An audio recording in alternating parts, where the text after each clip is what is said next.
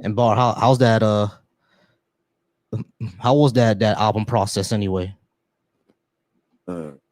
Long and tedious. It's very stressful. It was Yeah, took me a yeah. long time, but it's only on YouTube for today, and it'll be on streaming platforms tomorrow. So YouTube got it first, but it's gonna be everywhere tomorrow.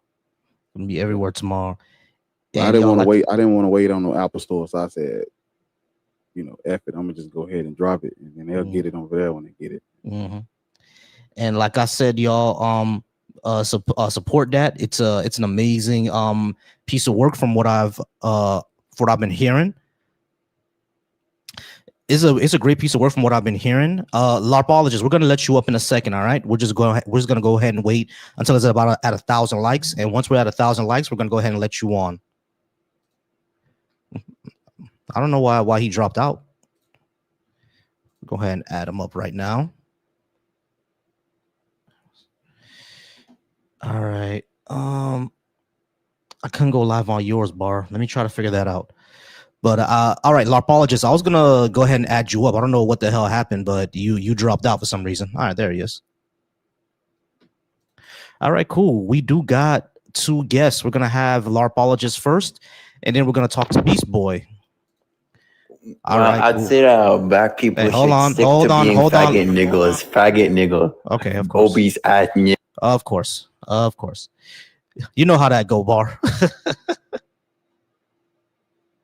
I can't hear them. Well, you couldn't hear them? Wait, hold up. I didn't.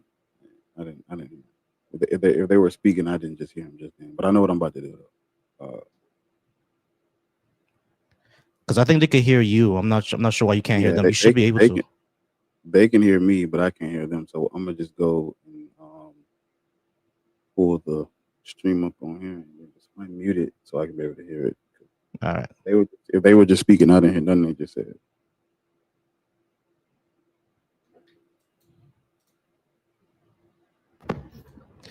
Yo, what's up, dude? How's it going, Jacob? Give me 1 second, please. Yeah, I just want to make sure that the that Bar has I'll make sure that Bar is able to hear everybody. You there, Bar? You froze up.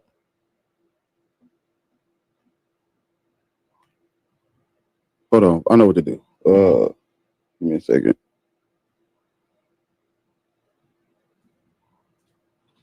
Oh, Ariel Almighty.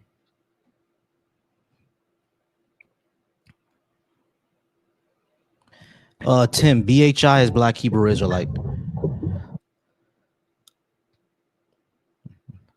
Yeah, bro, you look froze up, bro. Let me know when you're back so we can start the discussion. I'm with we have Beast Boy, we have Jacob up here. Let me just make sure something. Beast Boy, are you at least 18? And did you disagree with what we have on the board? Yeah, I'm 27, and I definitely disagree with what you have up on the board. All right, Christian, Muslim, or Hebrew Israelite? Christian. Okay, hold on for a second. Can you hear them now, Bar? Yeah, I hear him now. Can you hear me? Yeah, I can hear you. I can definitely hear you. Okay, cool. All right, cool. So, Beast Boy, you said that you are a Christian. Now, let me ask you another question. Do you happen to be a black man? No, but I have a lot of black nigga homies. All right. Like fried chicken and shit. What the heck? All right. All right, we're gonna go ahead and we always get the racism. I don't know why we always get the racism, but well, we already know why we always get the racism. Y'all know. All right, so Jacob, how's it going, Jacob? Are you at least 18 and Christian, Muslim, or Hebrew Israelite? I'm 19 and I am a Christian. Okay, cool. Are you a black man or otherwise? I'm mixed, I would say. I'm mixed, about maybe 32% black. 32% black. So I would say about that, yeah. Okay, so quadroon. All right, not a problem. So we don't believe that black people should be Christian. Why do you think we should be? I mean, do you guys think you guys are superior other than like other races, or what's the problem? Are you guys racist to other races? That don't really make too much sense. Black people can't be racist, but that's not the question. Our question is, our position is that black people. Our position is that black people should not be Christian. Why do you think we should be? Why do I think you should be Christian? Yes. Oh yeah, because Jesus died for you. He died for the Gentile. Died for the Hebrew. Died for everybody. Well, we can't prove that. So why should we believe? Why should we accept that as a fact if we can't even prove it? Who's we? No one can prove it. We as humanity, you can't prove that to be true. I mean, what do you believe in as a God? If you don't let me ask. No. This is about Christianity. You cannot prove that Jesus died for our sins, or that he was even the Son of God, or that he has supernatural powers, or even that he existed. So why should we accept what you say as a truth? Not only that, black people didn't get Christianity because we thought Jesus died for us. We got Christianity because of slavery and colonialism. Colonialism, yeah. Do you guys even know that Ethiopia, we know. It wasn't just black people who were slaves. Mexicans That's actually not our point. were slaves as well. Yeah, Mexicans shouldn't be Christian either. Hold on, Volcy. Why shouldn't anybody be Christian? So hold on. That's my question. Slow down. Hold on. So yes, Christianity was used on more than just black people. However, we are black, so we're speaking. So just because Christianity was taught means it's not wrong. Hold on. This is a conversation centered on black people. We're not here to discuss anyone else's colonization or enslavement because we're black. They're going to have to do their own lives saying Mexicans shouldn't be Christian. We're not here to do that right now. So although we agree that no one should be Christian, we're talking about black people specifically only. Yeah, so I think that black people should be Christians, you know what I mean? Because, if they were slaves, why wouldn't they want freedom through Christ? What? What do you mean, what? I haven't, wait, like the way you put, we understood your words, but the way you put them together didn't make any sense. Say that again. It does make sense. No. I mean, the whole entire reason why wait. Jacob, listen. You put words together, but the way you put them together makes the sentence makes absolutely no sense. You said, why shouldn't they be Christian? Because they were enslaved and Jesus gives freedom. Is that what you said? Uh-huh. What do you mean Jesus gives freedom? What does that mean? I mean, was you a slave before? Your family? Jesus didn't free us, bro. Who freed you? We freed ourselves. Black people freed themselves. Jesus didn't free us from anything. Well, how come you couldn't? Jesus did not come down and say free all these people to the Europeans. That's not what happened.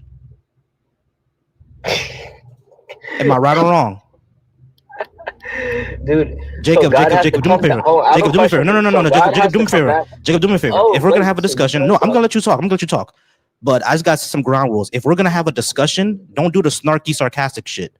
Jesus himself did not come down and tell the Europeans to free us. So saying Jesus freed us is stupid. That never happened. We freed ourselves. Hold on. We freed ourselves because now I have to give you a history lesson. We freed ourselves. The Haitian Revolution, the uprising, Hey, shut up for a second. So the Haitian Revolution, all the rebellions that happened around the Caribbean, all the rebellions that happened in Africa, Amistad, Nat Turner's rebellion, black people were involved in our own freedom since the beginning. So it's not Jesus who freed us. And not only that, there were Christians who fought over this. There were half of Christianity said it's fine, and the other half said it wasn't, which is where you got abolitionism from. You see what I'm saying? But since the beginning, black people were freeing ourselves. We freed ourselves. Jesus never came down and told the Europeans to free the slaves. That never happened. We freed ourselves. So saying Jesus gave us freedom is crazy. Yeah, I'll go and tell you. So for you guys to believe that Jesus freed you guys, he would have to physically come down and tell you guys that you guys are free. Physically free you guys, right? Why would that not happen? Let's just say logically, right? 1 second. Let's just say logically, Jesus is God. Do you think that he has to physically come down, or could he free us through the thoughts of man? No, stop. We're talking. You're trying to take this conversation to a place it doesn't need to go. I'm trying to take it to a toddler, 3-year-old logical conversation. We don't need toddlers understand this. We don't need you to ask. We don't need you to ask a hypothetical question about Jesus Christ. So how do I answer your question? Because your question's hypothetical too. My question is not hypothetical. You need to. You just asked me how did Okay, you're gonna let the host go ahead. Go ahead, Bar. I want you to focus on how this religion was introduced to black people. We didn't get it through Jesus. Right? Yeah, you got it from men who was influenced by God. Colonizers. Yes. You guys was enslaved for 400 years. You guys are free. What's the big deal? People was enslaved for 600 years. They don't go bitch about it on the internet. I can't. Real quick. Can I chime in real quick? No, I can't drop you, but I would. Your white side is taking over. Yeah, no, I'm gonna drop him. Yeah, I'm gonna drop him. Man, that's 30% speak, please. Yeah, this is a powerful conversation y'all having, brothers. And I think he came up here just to do what trolls do, man. Yeah, of course. As always. All right. So ugly. Tariq was up here before you, as a matter of fact. So we're gonna go ahead and speak with him first, and then we're gonna get to you. All right. All right. Tariq. How's it going? From your name, I could assume that you are Muslim. Is that a fair assumption? Yes, I am Muslim Sunni. All right. We don't think that black people should be Muslim. But you believe in God or no? No. You're not black, so you don't. I mean, your view is skewed. Anyway, I am from Egypt. Anyway, okay, it's not anyway. No. You're not black. Okay. I want to tell you something. Okay. You don't have to tell something interesting. About the Arabs bringing. No, Islam not Arabs at all. Us. We know how Islam was brought to Africans. How? Through conquest. Never happened. What? Never happened. The Arabs see what I'm saying? So the Arabs never conquered North Africa. First of all, first Africans who became a Muslim in the time of Prophet Muhammad, may peace be upon him. Some Muslims they ran to an African king of Habasha in Ethiopia, and he reverted to Islam by himself. No. This is how Islam entered Ethiopia. The armies. Just a second, give me a chance to speak. No. The armies, the Arab armies entered only Egypt. I'm literally saying no. No. What no? Those because you're not the first person to bring up the Arabs fleeing persecution into Ethiopia.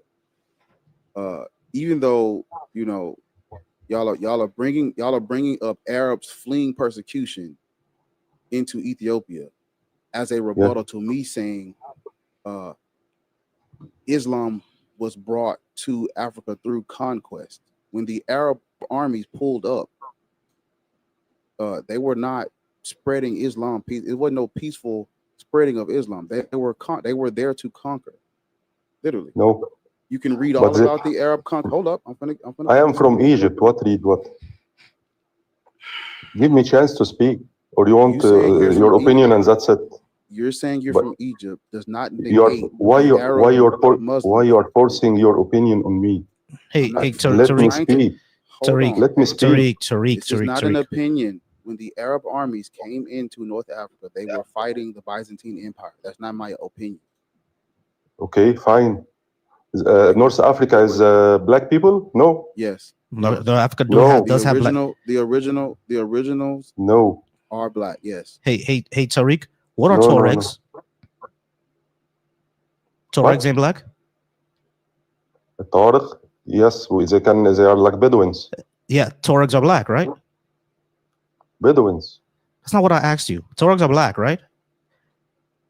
Yes, they are more black than white. Cool. Tuaregs are black. So yes, when Bar says they're the indigenous inhabitants of North Africa or what were black people, yes, they were black people and they were Berbers. We're not denying that they were Berbers. Also, I'm gonna add one more thing, right? We don't deny that some of Africa became Muslim through the trade, basically. Like they were trading merchants and stuff like that, and that's how some of Islam got into. That's how it got to West Africa through the trade thing, and then slavery. Because that's how and he himself said, and that's how Christianity spread there. When the Roman Empire controlled the trade and the infrastructure, it was beneficial to convert to Christianity to do business. When the Arabs came in, fighting Byzantines. Come on, Tariq, come on. Let him finish his point first, and then he'll let you go. When the Arabs came in and they defeated the Byzantine Empire and they took over North Africa, then that is when they controlled the trade routes and the infrastructure, and it was more beneficial to convert to Islam because if you wanted to do business, that was the religion of the dominating force. But when you look at when the Muslims come in, they are conquering North Africa. That's not a peaceful spreading of Islam. That is conquest first. Then it's conquest first. Then they destroyed the city of Carthage. Then they set up trade. But the conquering came first. We're not going to skip We're not going to skip conquest and go to a couple people trading shekels. No. Islam is introduced to Africans through conquest. That's what I'm telling you. Now you can go ahead. Now you can go without interruption. Yeah, without interruption. Go ahead. No promise. Okay. What you call conquest, we call it opening. Okay, because we freed those countries, like in Egypt, for example, from Roman Empire, who were persecuting even Christians in Egypt. Okay, and even we saved the Coptic Orthodox Church from the Roman Catholic Church, and Amr ibn al-As, the leader of Muslims, made even the Pope of Benjamin of the Egyptians return, and he returned for them their churches. And during first 200 years, people in Egypt, for example, became Muslims by themselves. This is point one. Point two, okay, what I wanted to tell you, that when Obama became a president in the United States, okay, we noticed in Egypt something very funny, okay, because in the United States they were saying about he's from Africa and black and so on. We noticed in Egypt something that made us laugh. That we already had a president in 70s. His name is Anwar al-Sadat, and he was black, and no one in Egypt even spoke about this. Okay, this gives you indication, and we are Muslims, okay, that we don't see it like this. Yes, everywhere there is a limit of racism and so on. This happens, okay, but Islam taught us, when Prophet Muhammad, may peace be upon him, came, those tribes were very, very racist. Okay, so Prophet Muhammad, may peace be upon him, taught them. Okay, just second, I didn't finish. Give me a chance. We can stop. We get it.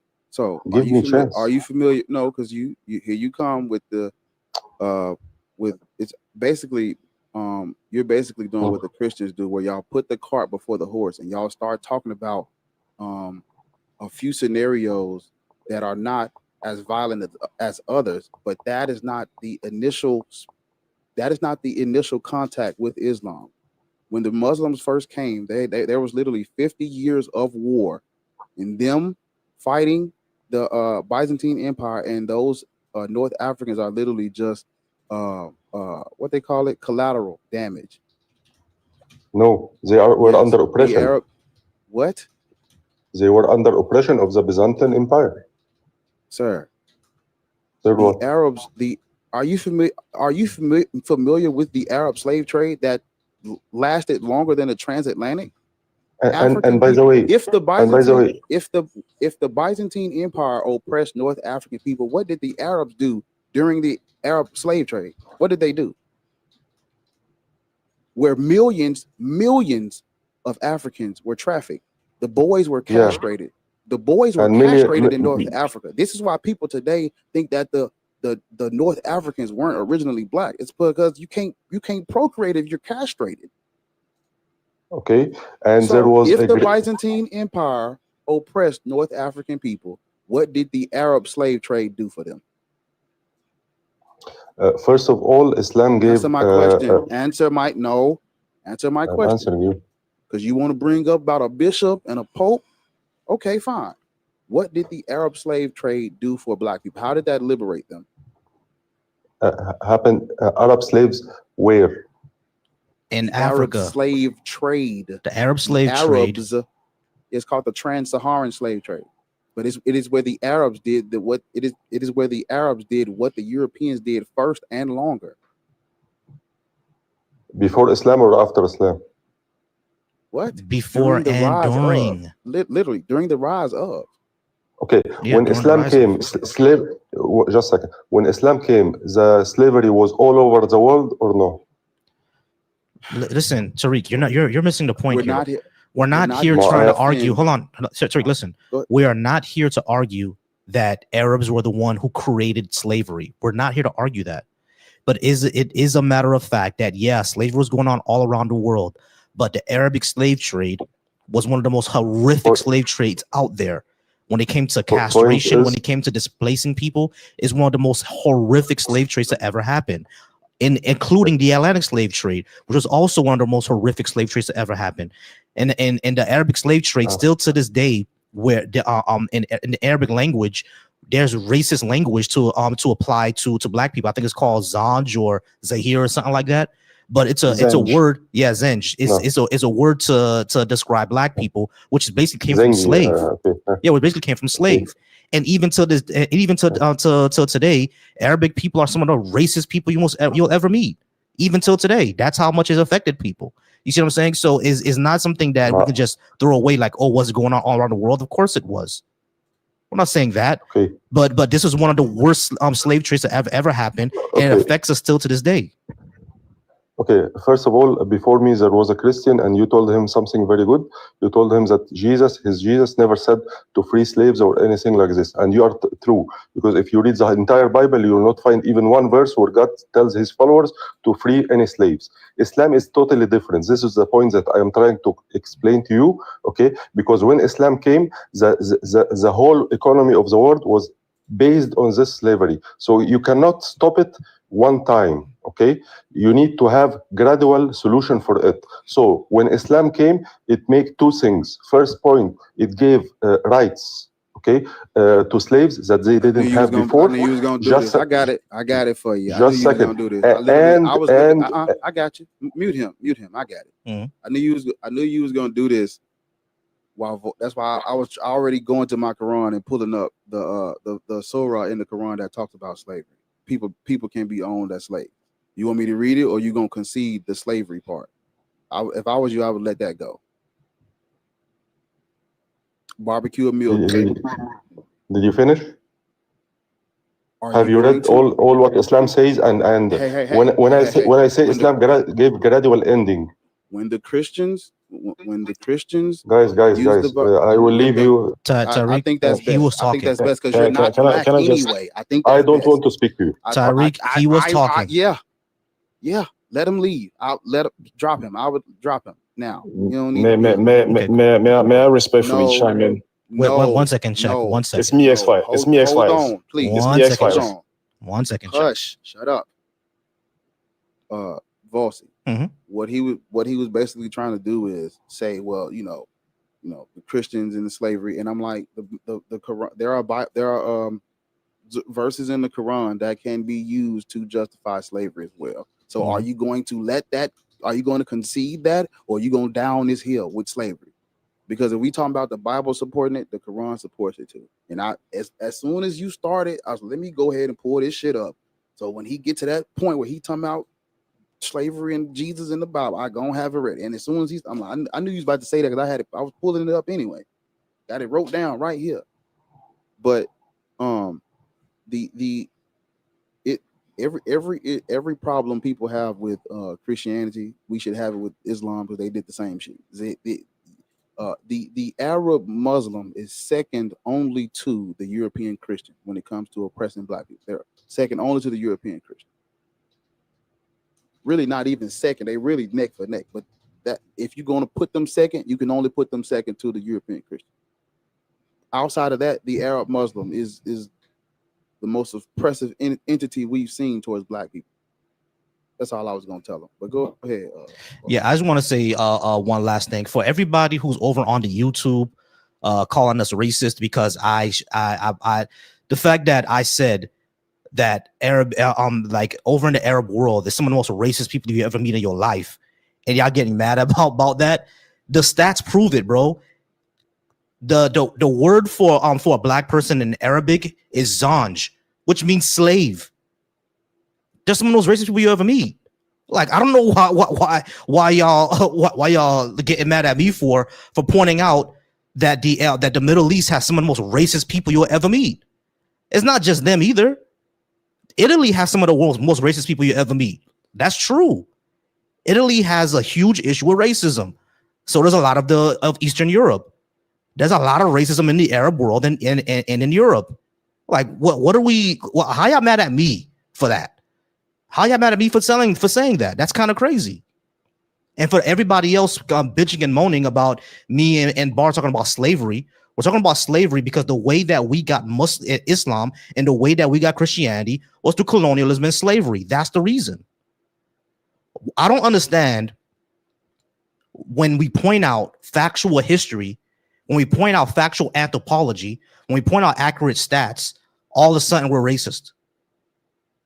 Like, y'all understand that it's been studied. Like sociologists go to the Middle East and study this, right? Like y'all get that. Yeah, do y'all understand that sociologists go to the Middle East to see what people think? Like, the Arab world is not the only I'm not even talking about just the Arab world either. The Arab world is racist, Southern Europe is racist, Israel is racist. Look how they treat not only Palestinians but Ethiopian Jews. It's one of the most racist countries out there. So, like, all these are facts, y'all. How y'all gonna mad at me for it? It's so insane. People get mad at me for saying other people do bad shit. The fuck? It's insane, man. Oh yeah, South America too. Hey, Kazoo, if we're corny, go ahead and come on up and try to debate us on the corniness. Otherwise, stop bitching and go away. My bad, Bar. What you was gonna say? No, 15 seconds. What he was trying to do is basically do what the Christians do when they bring up the abolitionists. I don't want to hear about abolitionists. I don't want to hear about a Muslim empire putting a bishop back in Egypt until we get through the conquering and the conquest. If you have $13 on your card or whatever, you can go and get there's a book. It's called the Great Arab Conquest, and it literally is detailing the wars, the bloodshed, the destruction, the trampling, the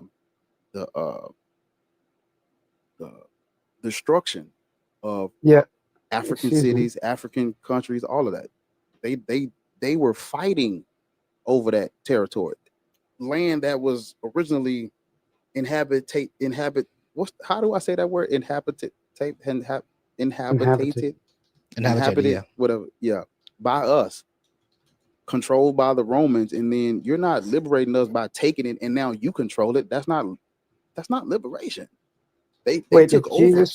Shut the fuck up. They took over and then started a slave trade. They literally took over and started the slave trade that continues with the Europeans. If not for the Arab, we wouldn't be having this conversation. But that's all I was going to say. We can go to the next. Yeah, we could go to the next person. I think I had the order already. I had Dave, Divine, Django, and then HM. HM, we see that you're Christian. You're gonna go ahead and wait in the queue. Shaq, I said Dave. I'm sorry, I meant Shaq. Shaq, how's it going? Where did HM go? HM, I said you're in the queue. You guys just gotta wait. Christ Almighty. All right, Shaq, how's it going, Shaq? Are you at least 18, Christian, Muslim, or Hebrew Israelite? Yeah, dude, it's me, X-Files. I was trying to tell y'all. I just didn't want to say it too loud. That's all. My other account got suspended for it temporarily, but I've been on here before. I'm an ally. Oh, okay, gotcha. Oh, appreciate you. No problem, Shaq. All right, Divine. Are you at least 18, Christian, Muslim, or Hebrew Israelite? I'm 24. 24, and I am more spiritual. Like, what is your? Are you black? I was brought up Christian. Okay, but you're not Christian anymore?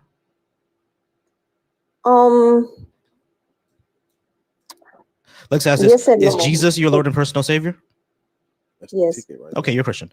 All right, Django, how's it going, Django? Are you at least 18, Christian, Muslim, Hebrew Israelite, or are you a black person?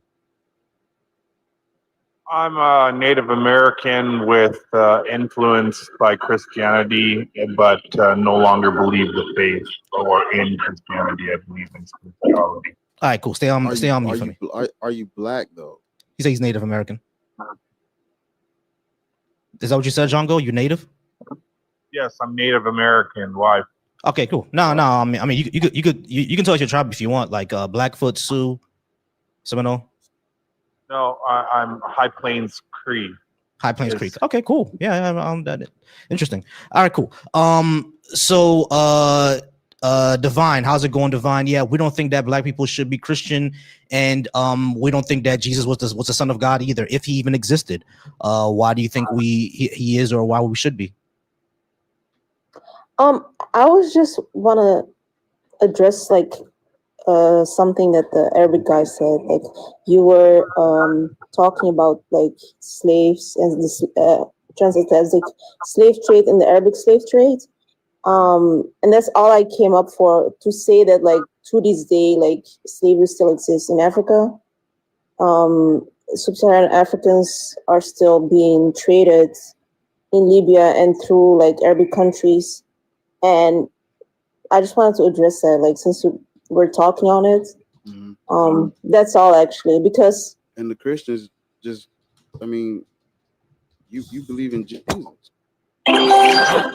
Yeah, so I'm not here to debate my religion. This is not, you can't debate your religion. You're taking it on faith. There's nothing to debate. We're saying black people should not entertain that mythology. Yeah, that's your opinion. Cool. You live in the state. Where do you live? It's none of your business. Do you live in the United States of America or not? That's none of your business.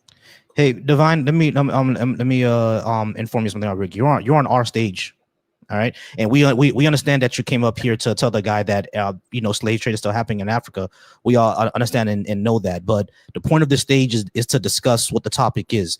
Black people, or actually this way, sorry. Black people should not be Christian, Muslim, or Hebrew Israelite. That's what we're discussing.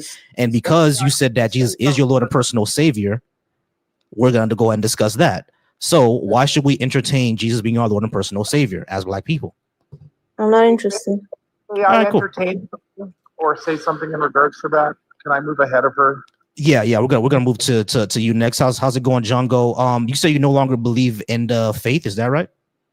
Yeah, I don't no longer follow God or the book of Christianity. But I just wanted to say it all depends on what we're going by. Are we going by like the actual Ethiopian Bible, where we're going with the truth, where Africa, it started in Ethiopia and Africa, so Africans should follow that. If that's the case, yes, they should follow that. No. But the Christianity today that's Django.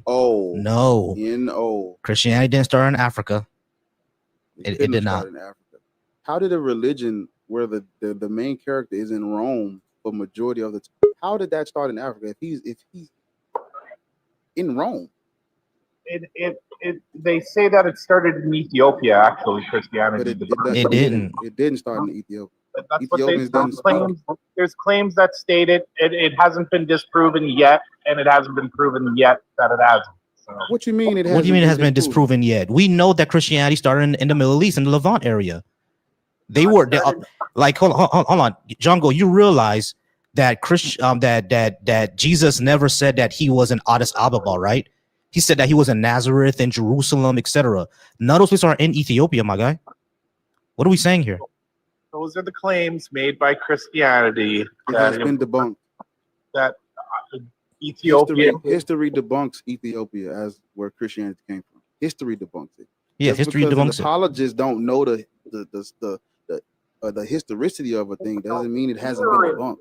Theorists debunk the theory. It has not been proven to be debunked. Yes, it has. What are you talking about? There's a big difference.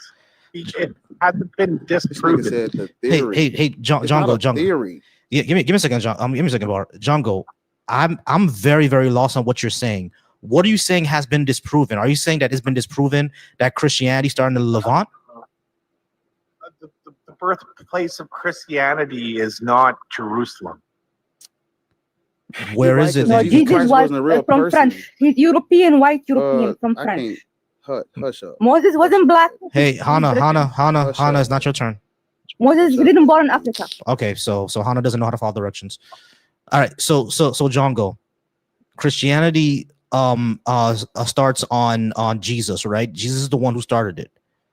So when he was hold on, according to the records that we have, Jesus was a guy in the Levant region in Nazareth. So the records that are actually started And the first documents that we actually see mention of Christianity are the Crusades and fighting for Christianity. No, incorrect. Christianity. We have the records of Christianity start way before the Crusades. That's 1,000 years after the earliest records, my guy. What are you talking about? If you're going off. All right, this nigga drunk, y'all. I think he's high. I think he's high. All right, so over on YouTube, we have Tyler on the stage.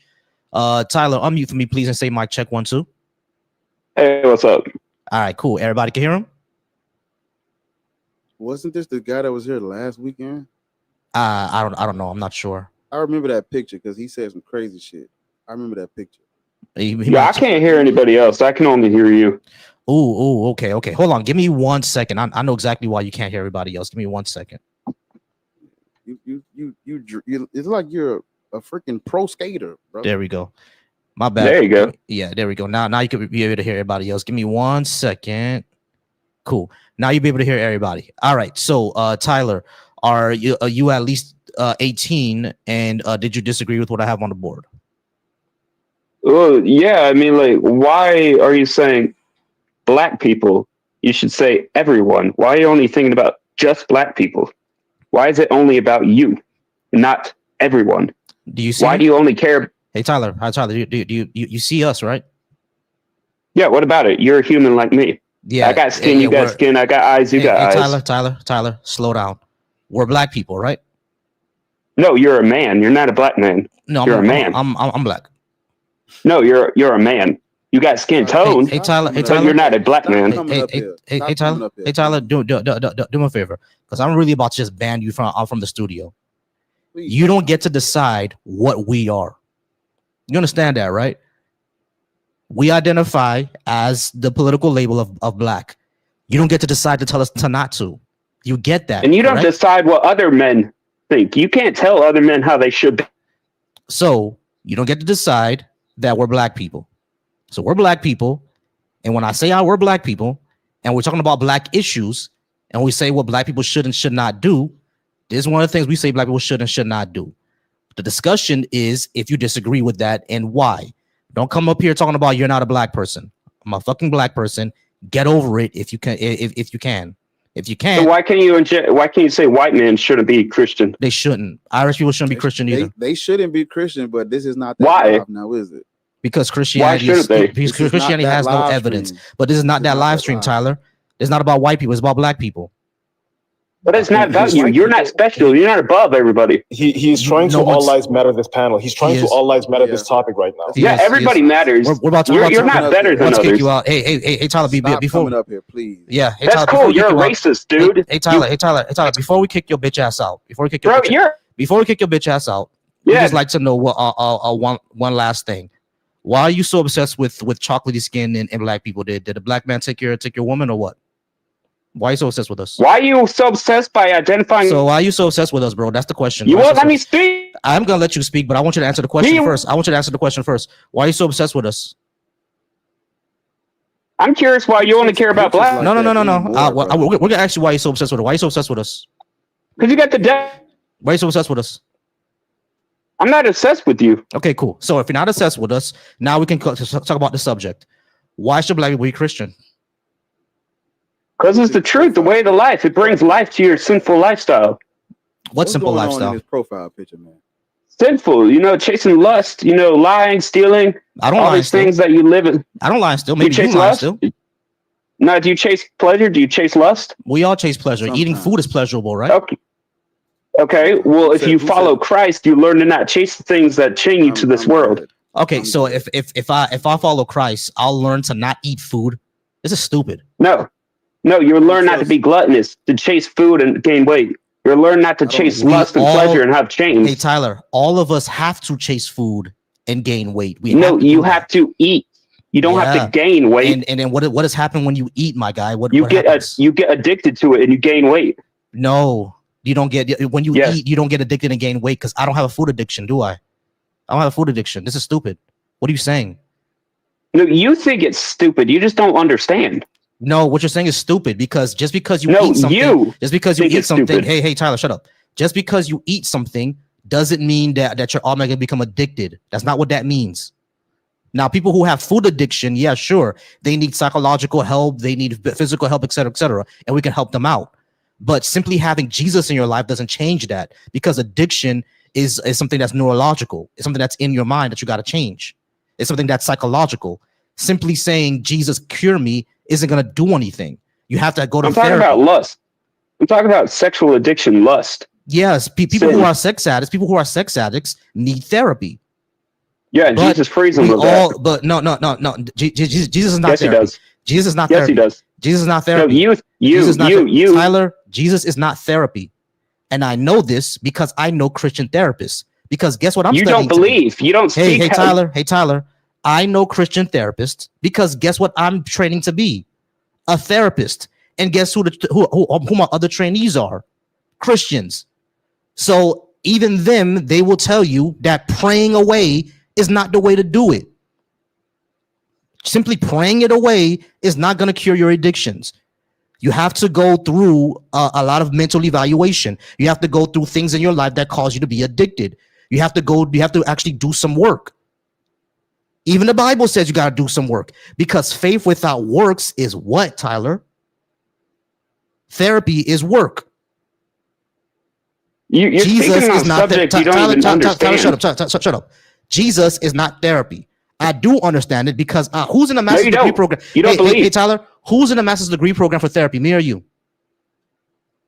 Okay, cool. You can understand the brain. Me or you? But you don't understand Christianity. Tyler, who's in the master's degree program for therapy? Me or you?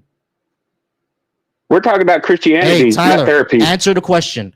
Who's in the master's degree program? I am going to mute you because you're not answering the question. Who is in the program for therapy, me or you? You. And who's the Christian, me or you? Whose father is a pastor, me or you?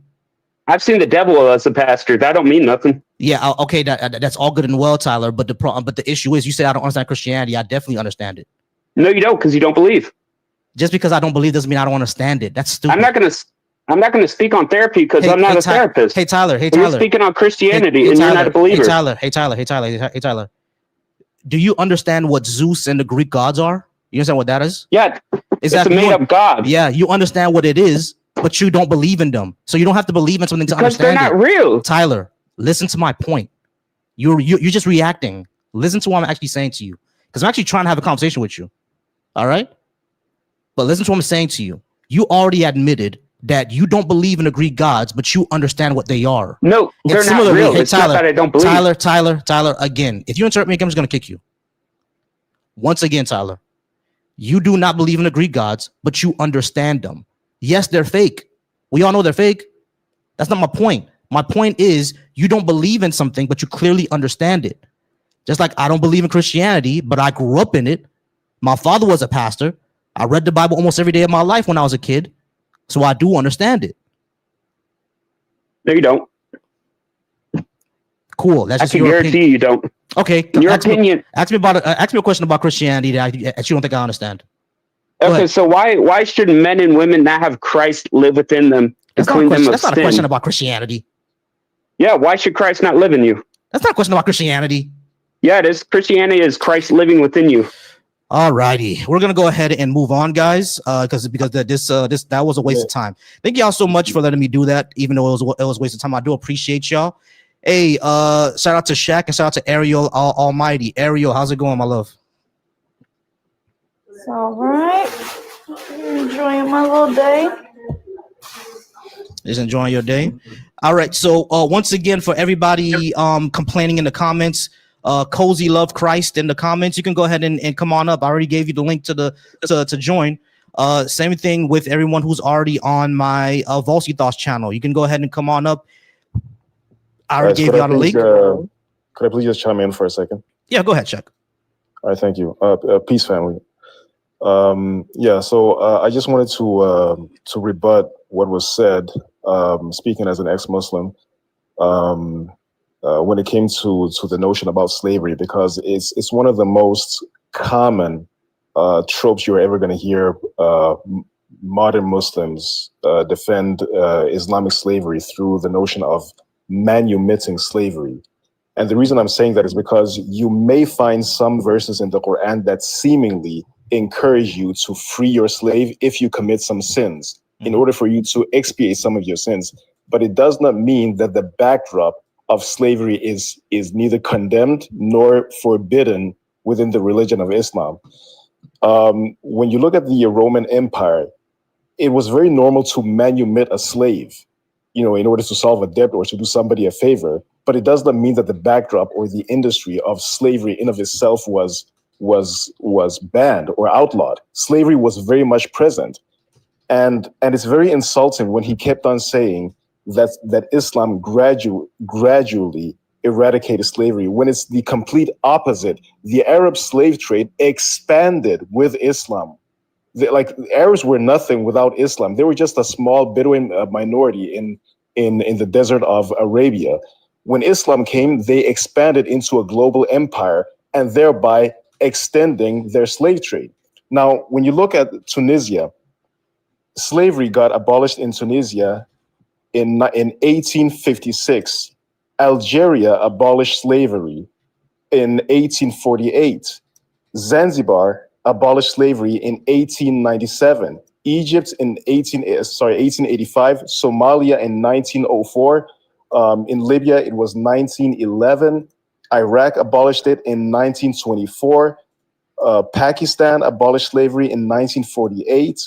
Turkey abolished slavery in 1924, Syria in 1931, Kuwait 1946, Qatar 1952, Niger 1960, Saudi Arabia 1962, Oman 1970, and Mauritania, the last country on the planet to abolish slavery, abolished it in 1981. The Islamic world is the last region on the globe to ever abolish slavery. To say that Islam eradicated slavery gradually is so laughable of a claim when all just shows it's the complete opposite. Now, secondly, even though Islam formally abolished slavery, practically many Muslim countries still have the transaction and the human trafficking of black bodies to this day. To this day. Mm-hmm. So when they come and run that small time stuff over on us, it's just not gonna fly. And that's why I wanted to quickly just check that shit, because I have lived and grown up in the Islamic world. I have witnessed this firsthand. And it's not just the shackles of black bodies, but also the black mind. Because when you ask many of these slaves, why don't you run away? Why don't you get away from this Arab slave master? They will tell you, and this is based on the Prophet's words, by the way. They will tell you it is haram, it is forbidden Islamically for me to run away from my master because it's going to be displeasing to Allah. Now they're saying that because Muhammad himself said, any slave that runs away from his master, Allah will not, number one, accept his prayers, and number two, the punishment for him is capital punishments. So Islam doesn't just break your black body, it breaks your black mind. That's all I wanted to say. Thank you.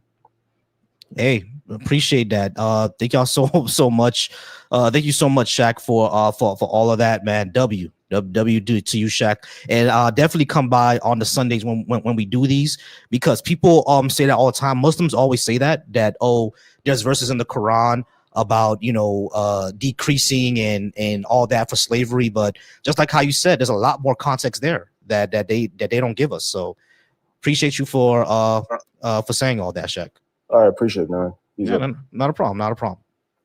All right, guys, we still got some open boxes up. Go ahead and keep tapping that screen and keep liking the live. Once again, for everybody over on the YouTube, the link is right there. Y'all just keep on crashing out in there, but I don't know why. You can always come up and discuss and debate.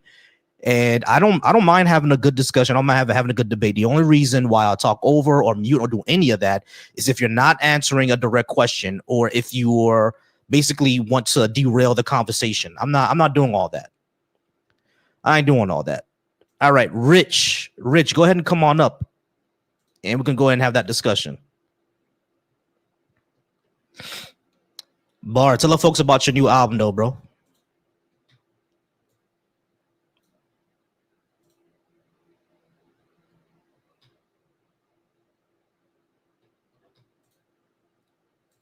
Bar, you hear me? Can't hear you, bro.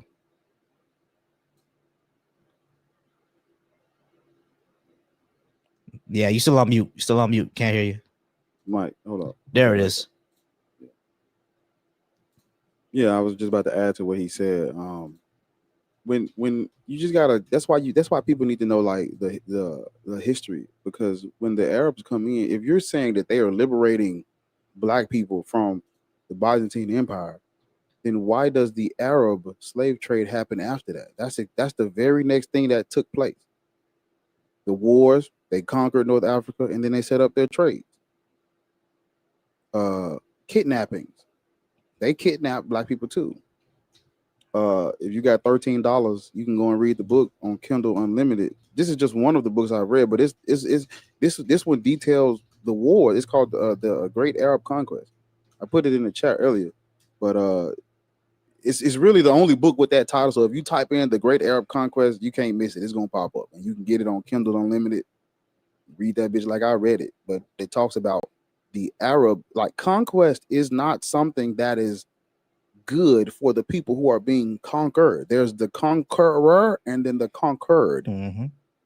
No one is, I can't find the people that are saying we're okay with being conquered. No one is okay with, that's why I said when Arabs get up here and they talk about this thing, they're going to speak it from the position of we conquered, but we're going to look at it as like we're spreading some peace and we're providing something.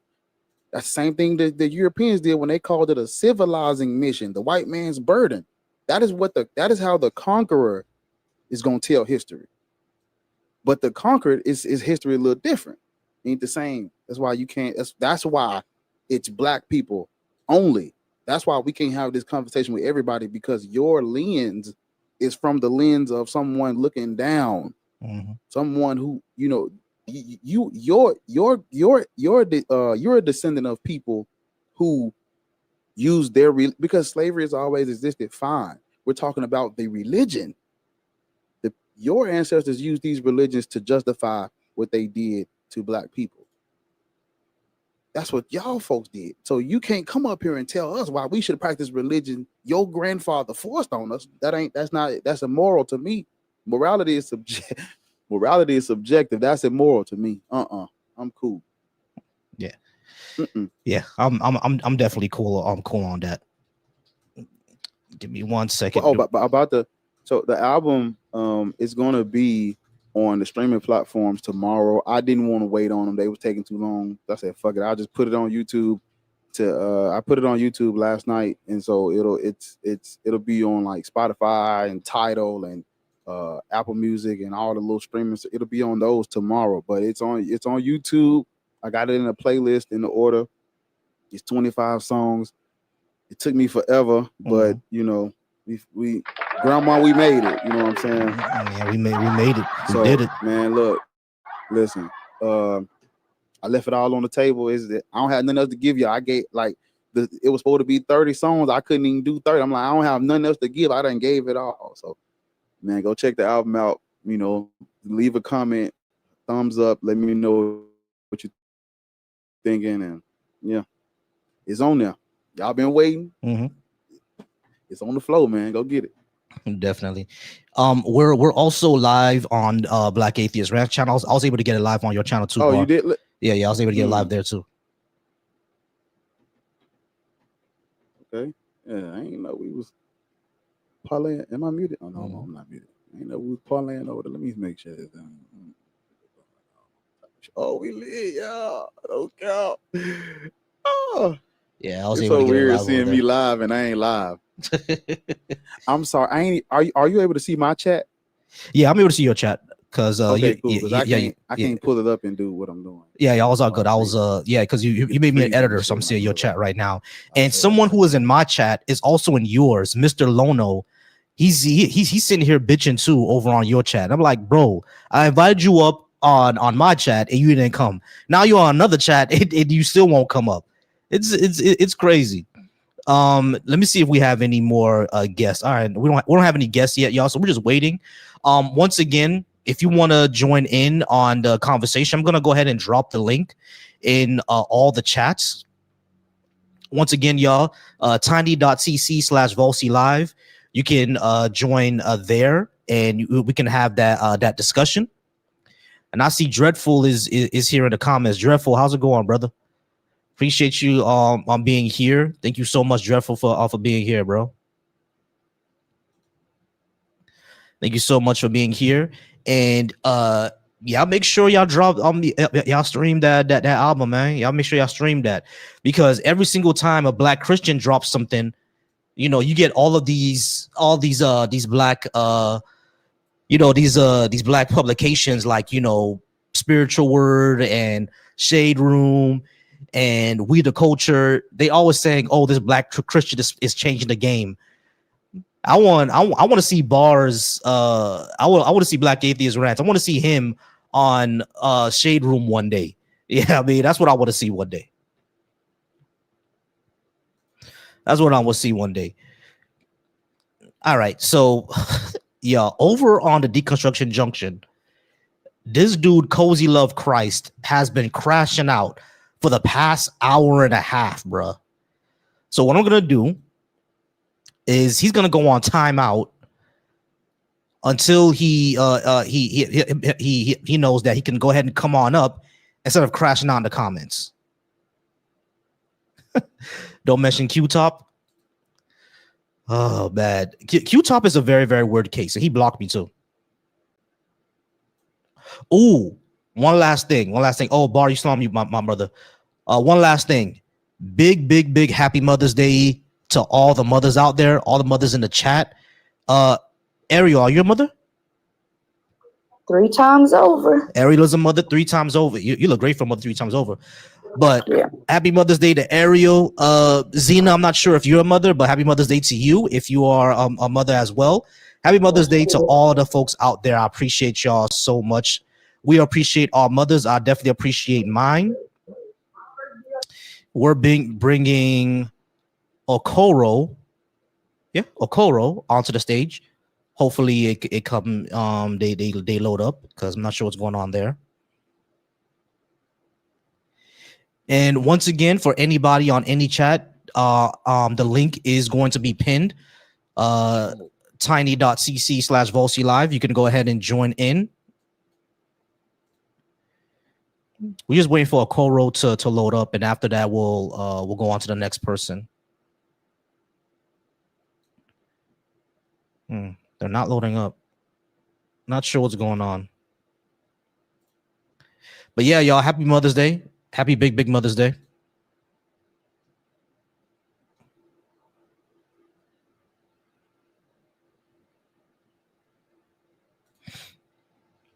Oh, there was a mistake. No problem, Okoro. No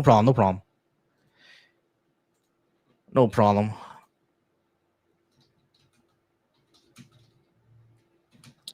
Tell the people your process in this your.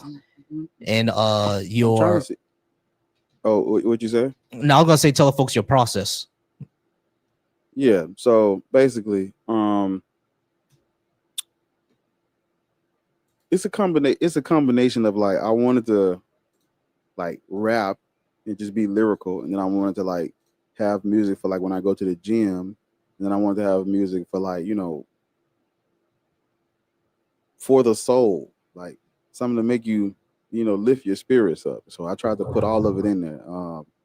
The first song is for me. The second song is for the atheist community. The third song is for the Christians, and then the fourth song is for all of us all together. So if you listen to the album in order, I didn't notice I didn't notice that was what I was doing until the end. I didn't notice that the songs were formatted like that until I got to the end. I started putting them in order. I'm like, wait a minute. The eulogy is me. The Heart of Bar is the atheist community. The Sermon on the Mount is me talking about the Christians and what they say about me.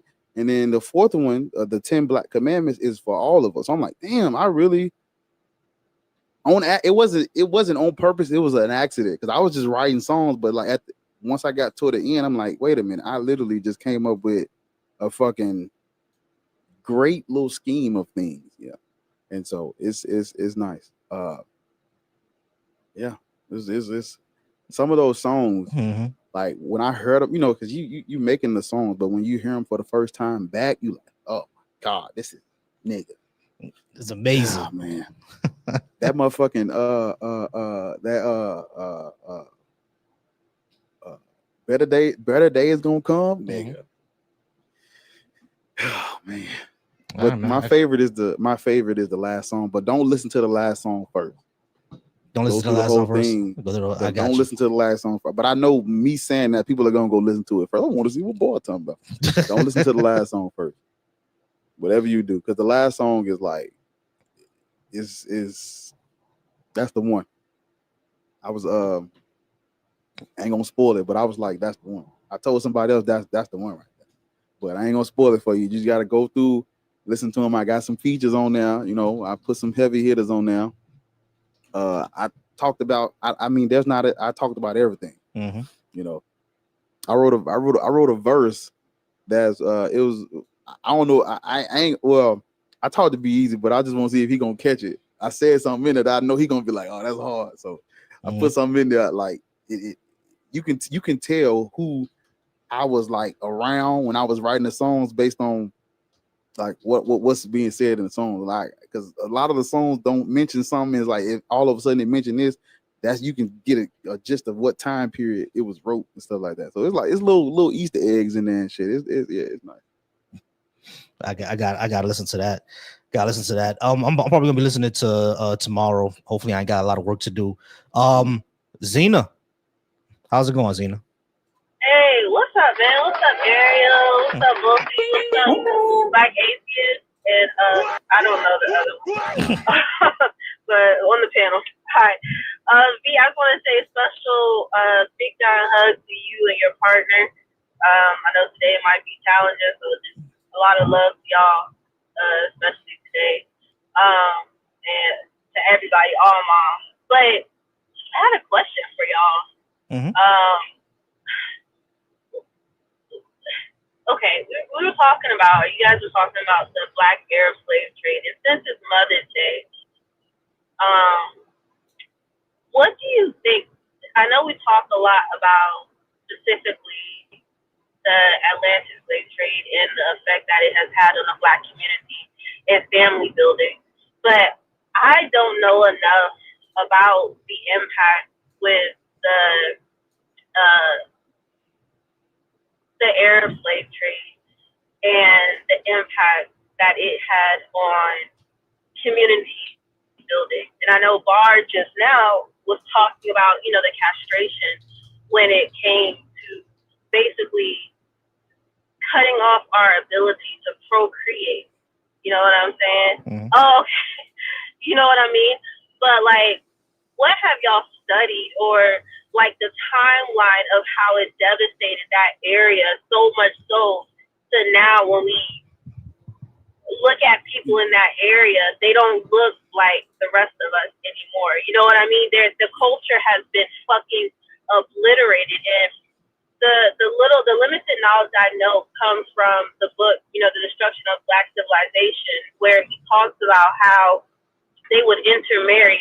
A lot of the leaders, they would have them intermarry and pass, you know, these I won't even call them policies, but edicts. You know what I'm saying? Basically having their family, their culture implemented and taking our Black, Yoruba, Igbo, like that culture out of those areas, our Bantu culture out of those areas. I don't really have a good grasp of the timeline, but I know that the impact is there. I would just like to learn a little bit more. You know what I mean?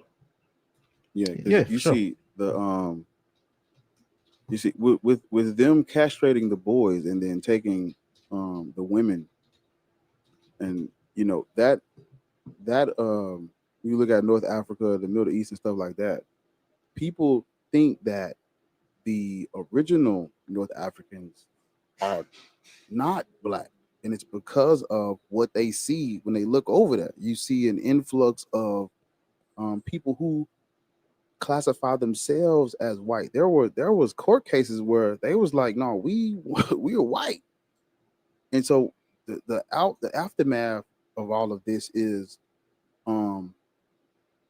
that area on the map is being designated for people that are not indigenous. and it got us thinking that those people were not black.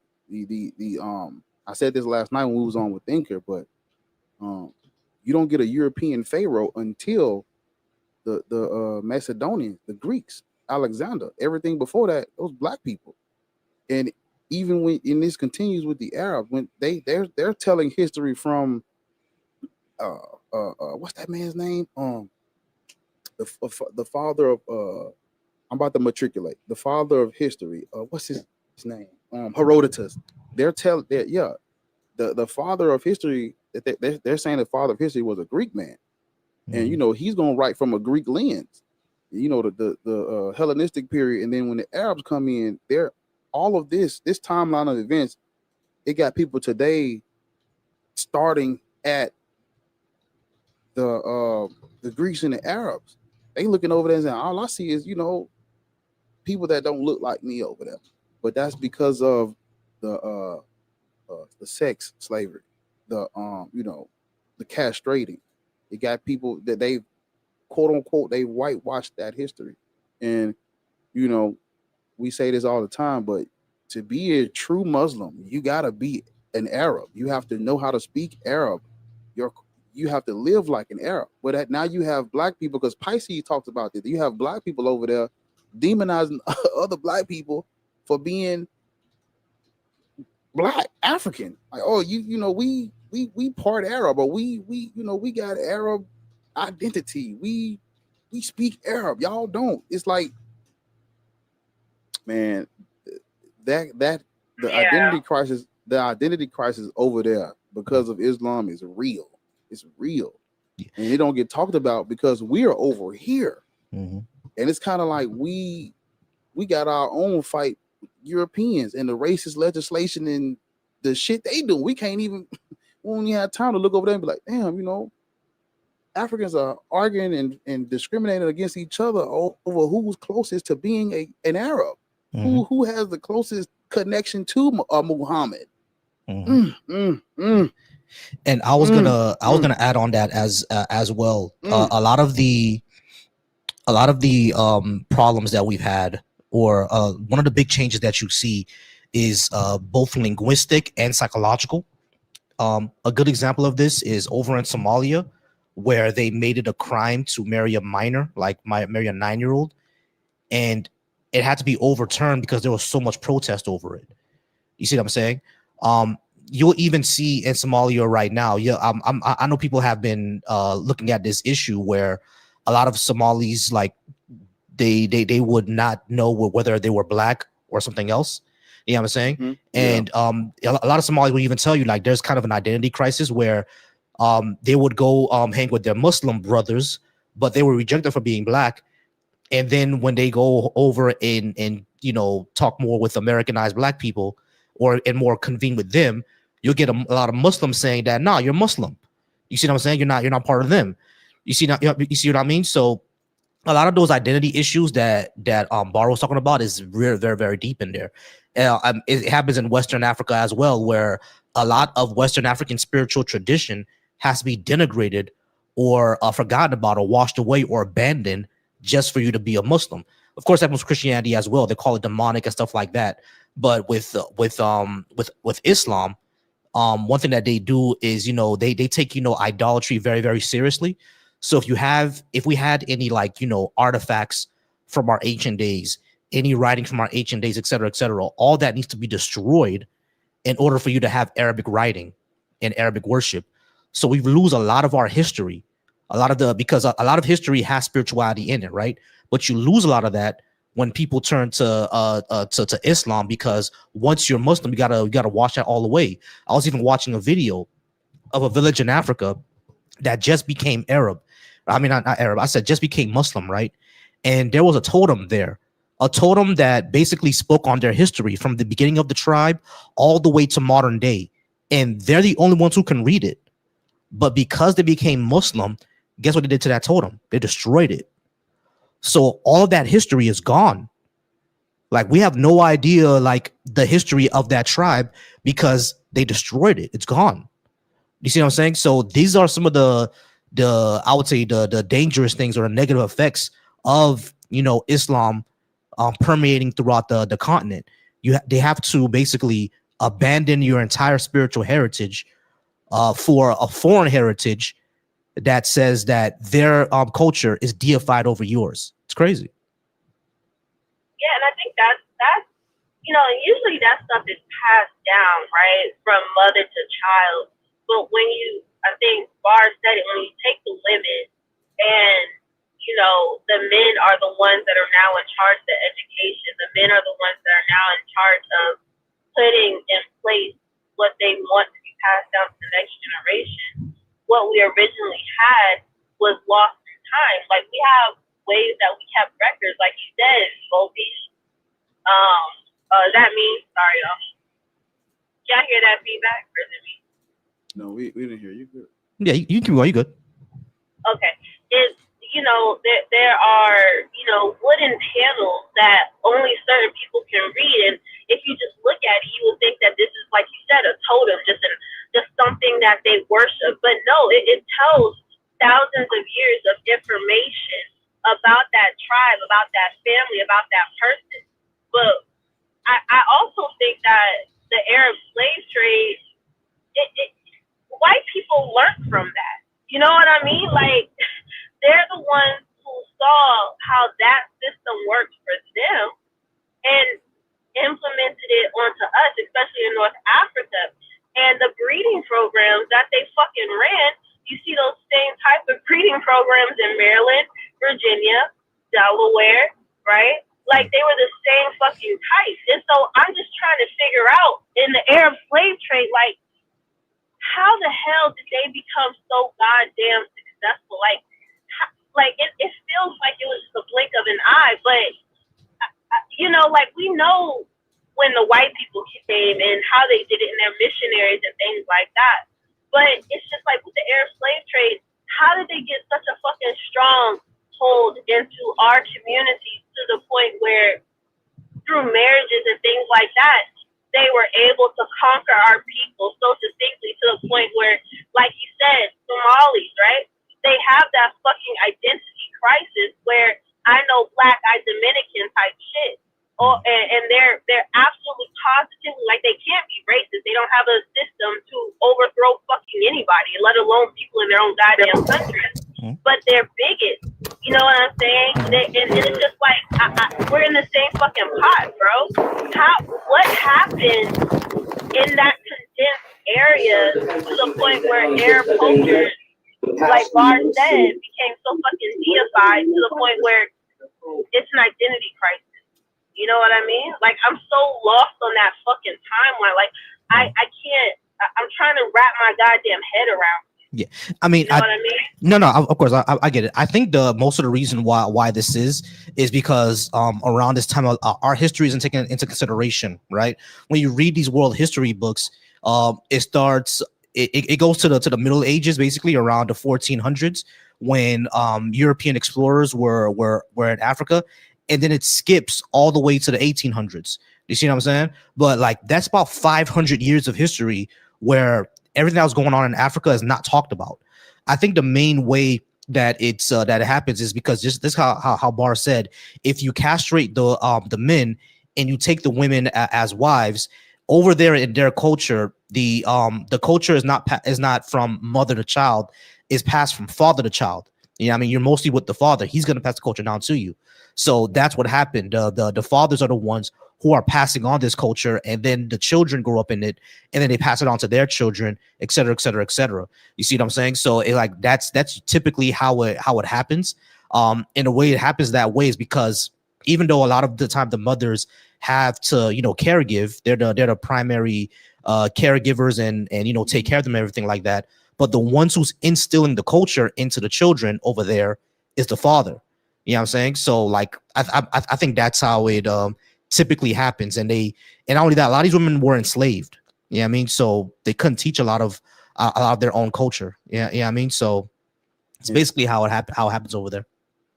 And see, they talk about Islam as a religion of peace, but do you know how violent you gotta be to be able to take infrastructure from Rome post 391 Rome was, hey man, Jesus will die. You had to come over and be more ruthless than that to take that from them, because they wasn't playing around for real. Rome was not playing around. Rome persecuted everything walking that did not accept their version of Christianity. They was not playing.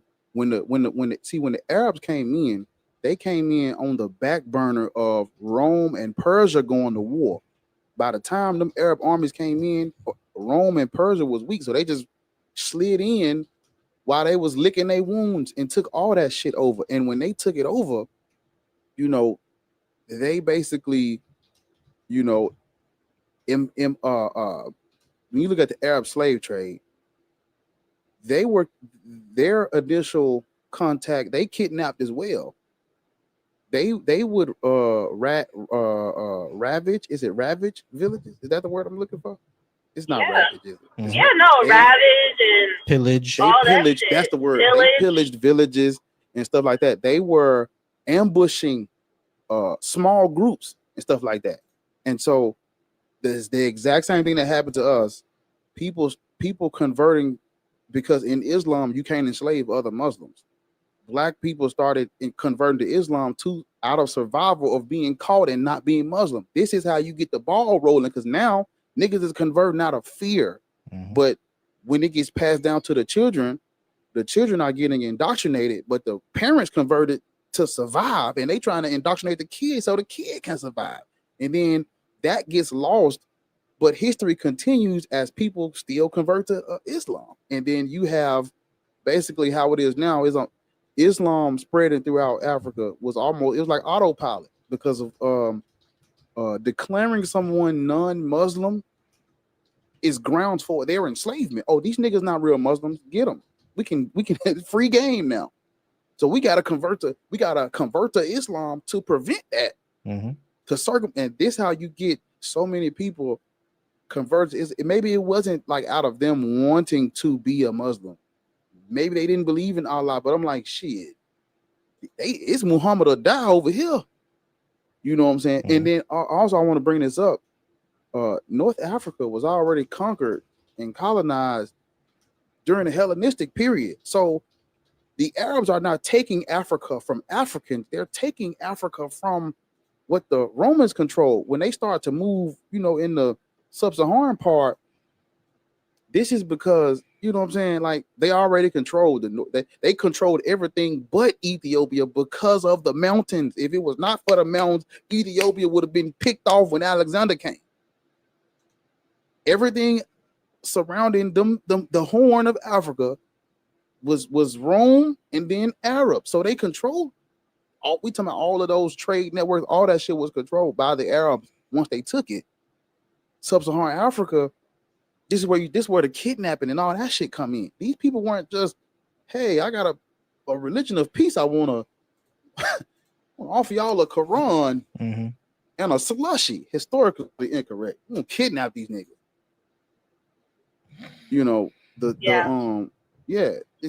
How did they do it so fast? They had a head start because Rome and Persia was weak. You look up what's called the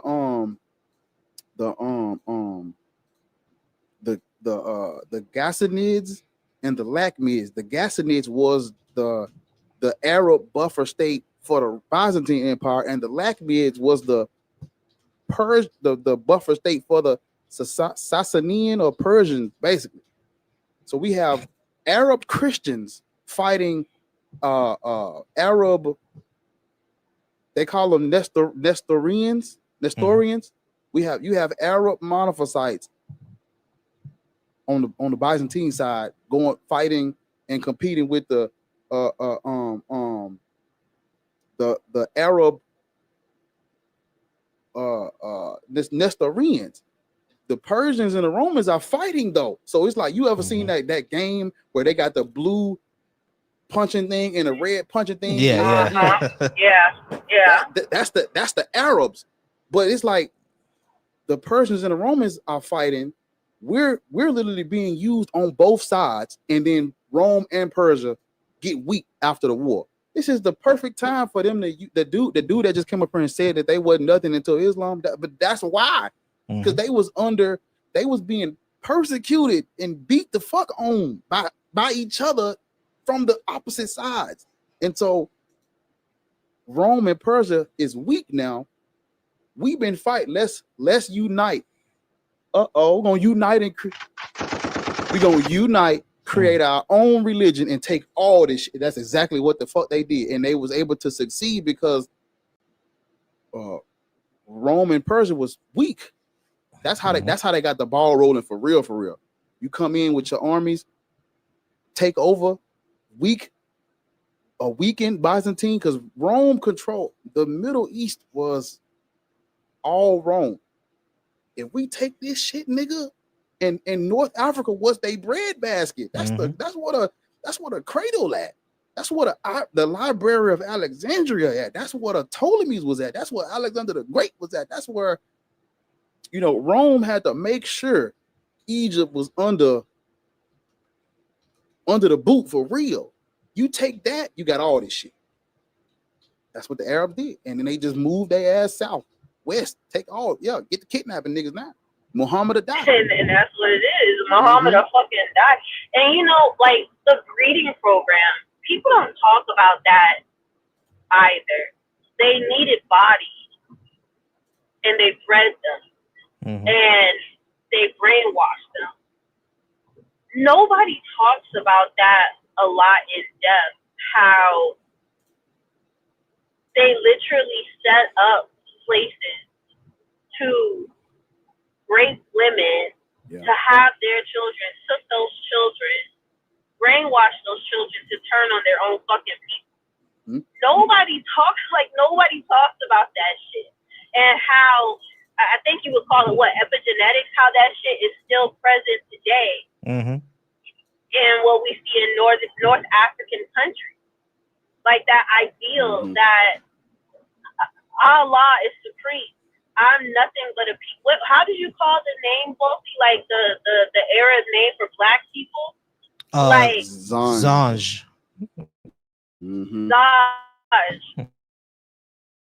Right? Learned that fucking today. Thank you for that education. But the fact that they can repeat it, look at their dark black skin, just like me and you, and they can repeat that and truly believe that they should be called like that. Oh, well, that's just what they call us. What the fuck do you mean? But again, that comes from, I think, thousands of years or hundreds of years, thousands of selective breeding. And I hate to say breeding like that, but that's exactly what they were doing. You know what I mean? And I'm like, it really hurts my brain that people can't see that, like you said, Rome and Persia are fighting, the Arabs come through, and they stayed. They didn't just go away. They fucking stayed and made a home. And to your point, the infrastructure was already fucking there. They just moved in. That's crazy to me. But yeah, I don't know. It really sucks that people don't want to talk about it, that people don't have any opinions on it, that they're, they'll jump on the white man this, white man that, which fuck them too. But these niggas was right there too, socking and bopping us up our fucking head.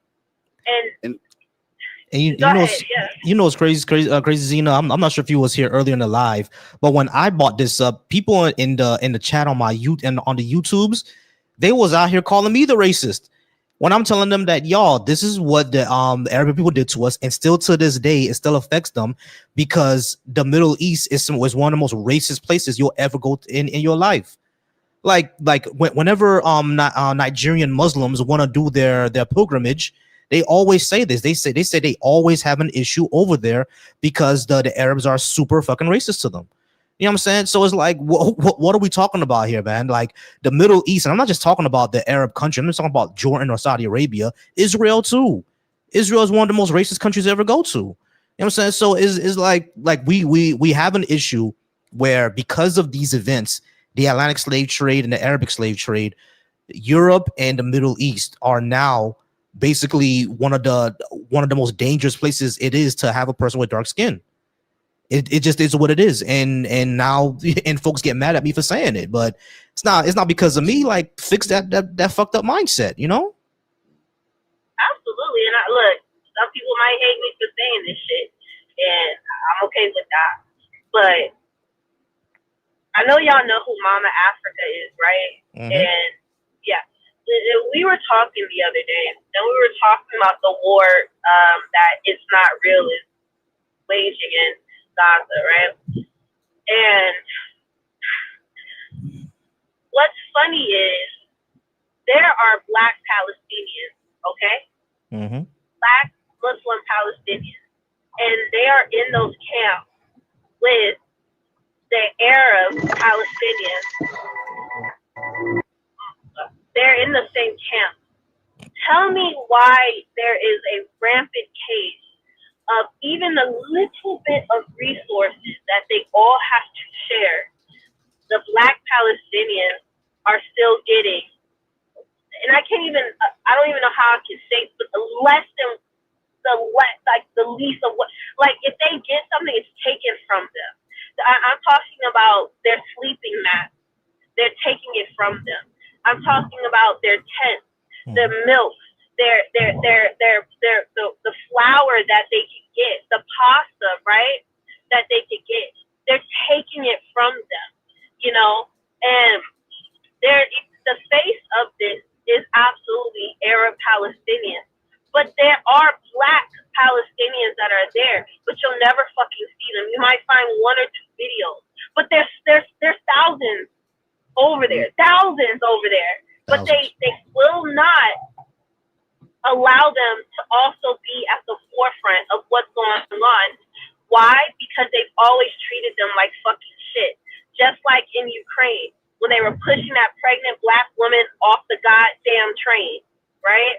And you see animals taking up space, but the Black people, push them off. Mm-hmm. They can wait. And Black soldiers, African soldiers, on the other hand, are being purchased and put on the front line. Like, nobody, like, when people to me say, "Oh, this culture, they love us, it's inclusive, it's peaceful," the fuck you are, because even at your worst, even at your detriment, will you fuck over Black people? In Lebanon too, yeah. Mama Africa was talking about that. Like, I don't know. I don't understand that shit. But I see you got a guess. I just, you know, it's really baffling to me. No, for no reason, you know. It really is, and as always, you know, we appreciate you. Definitely stay up though, okay? Because we're gonna see what this new guest is talking about. All right, Mo, we appreciate you being up and being here. It is your time to shine. Are you at least 18, Christian, Muslim, or Black Hebrew Israelite? And are you a Black man or a woman? I am a Black man. I am I'm over 18. I'm neither. I'm atheist. You're an atheist. So I don't subscribe to that. I've seen the post before, so I just wanted to engage because I think that I don't see a lot of Black atheist spaces outside of these ones. But as of recently, I've been trying to deconstruct more because having a daughter, an 8-year-old daughter, I've realized specifically how much religion informs patriarchy and misogyny. Oh yeah, the duality that women don't, the nuance women aren't allowed to have in American society specifically, because I'm American. Mm-hmm. As only being seen as like their value is being married to a man or having babies or being like the mother of God or like, or some harlot or some lustful deity, like whether it's Delilah or Lilith or Eve, or you got to be married. And I'm not raising my daughter like that. I'm not telling her she comes from those man's rib. Obviously, that's just magic and not real. But I don't want her to even get into that ideology to start thinking that's where her value comes from, because it's ingrained so early. And likewise with my son, it's the little shit like in the movies, and that's just all formed from this religion. Children are a very marginalized class along with women, and we indoctrinate them with shit. Children are Tyrone, mute up real quick. Real quick. Why we grow up and why women grow why women grow up thinking that they need to be tied to a man or led by a man or submit to a man. It's like, you ain't got to submit to no nigga. You a leader too. I'll be damned if I let my daughter bow down to one of these dusty ass niggas who don't even see a woman as a full person. And that's something I had to learn to pull back. I didn't always have this poise or this wisdom, but particularly since she's been growing up, I've been more vocal about it because so many black women hold the church up and they will put that shit on a little girl. And I've seen it happen to girls I care about, being called fast, but not judging the nigga, the grown ass man fucking on a 16-year-old. Exactly. And that's the thing that I want to push against, like, because that shit is toxic as fucking. It's detrimental. I'm gonna mute up from there. Thank y'all for letting me speak. Hey man, W guest, y'all drop those W's in the comment for Mo, bro. Like, my God, thank you so much, Mo. Like, because I had to deconstruct from that as well. Even after I stopped believing, I had to deconstruct from that. And it's an everyday process, y'all. We're not perfect. It's an everyday process. There's probably still shit that I say that's probably patriarchal or something like that. You see what I'm saying? Yeah. So it's like it's a everyday going process. But as long as you know. You know what I mean? And as long as you try to do better, and then when it gets called out to you, you said, you know what? I didn't realize before. I'm going to go ahead and try to change that. Go ahead and try to change that. You know what I'm saying? It's an ever building process. But the moment that we know that religion feeds into misogyny, feeds into patriarchy, 100%. Like, nah, my daughter ain't gotta submit to nobody, especially if you ain't leading shit. You feel me? I tell wifey that all the time. You feel me? Like, yeah, she likes when I take like traditional roles and lead and everything like that. But I always tell her, like, listen, if there's any day where you think that I'm fucking up and I'm not making the right decisions, like, tell me. You know what I'm saying? I'm like, all right, baby, maybe you should take the road, or maybe you should take the handles on what's going on, because maybe I don't know as much as you. You see what I'm saying? So it's like, that's what we as men got to do. Your value isn't the 3 Ps. Your value isn't provide, protect, procreate. That's not what your value is based on. Your value is based on who you are as a person, how you treat the people around you. If you are secure in yourself, your value is not based on if another nigga gets his nails done. That ain't you. What I gotta do with you? You feel me? Yes, it is. All right, we're gonna go ahead and keep it moving. Hey, y'all, shout out to Zena, shout out to Ariel, shout out to Mo. Just a quick briefer. Jay, I do see you over. Ross. Hey, Roy, give me a second. Jay, I do see you over in the YouTube. I'm gonna bring you up in a moment. Be patient for me, please, Jay. Roy, we'll get to you next. Before we get to all that, y'all, big shout out to the Deconstruction Junction. Thank y'all so much for being here. Once again, the link is pinned to join. tiny.cc/Volcy Live. YouTube as well, over on my Volcy Thoughts, tiny.cc/Volcy Live. Twitch, same thing, tiny.cc/Volcy Live. You should see it on the screen right now. And if you're watching me over from the Black Atheist Coalition, same thing as well. I appreciate y'all so much. Shout out to Bar's chat. Make sure on Black Atheist Ranch chat, make sure y'all start streaming his music. It just dropped. Y'all go ahead and run those numbers up. All right, we're gonna go ahead and get to Roy. Thank y'all so much. We're gonna go ahead and get to Roy. Roy, when I was talking, you said yes, it is. I'm pretty sure you're talking about submitting and men and et cetera, but it's not gonna be a politics live. We do not believe black people should be Muslim, a Christian, or a Black Hebrew Israelite. Roy, are you 18? Are you a black person? And are you Christian, Muslim, or Hebrew Israelite? I'm a something. So Roy, are you black? Are you over 18? And are you Christian, Muslim, or Hebrew Israelite? I'm orange. I'm 11. I'm gonna give you one more chance, Roy. Are you over 18? Are you a black person? Are you Christian, Muslim, or Hebrew Israelite? I'm over 17 centimeters. All right, fuck off. All right, guys, we're gonna go ahead and bring up Jay over on the YouTube. Jay, how's it going, Jay? Are you at least 18? Are you a black person? Are you Christian, Muslim, or Hebrew Israelite? No, I'm a Christian. I'm a white male, but I wanted to bring something to your attention.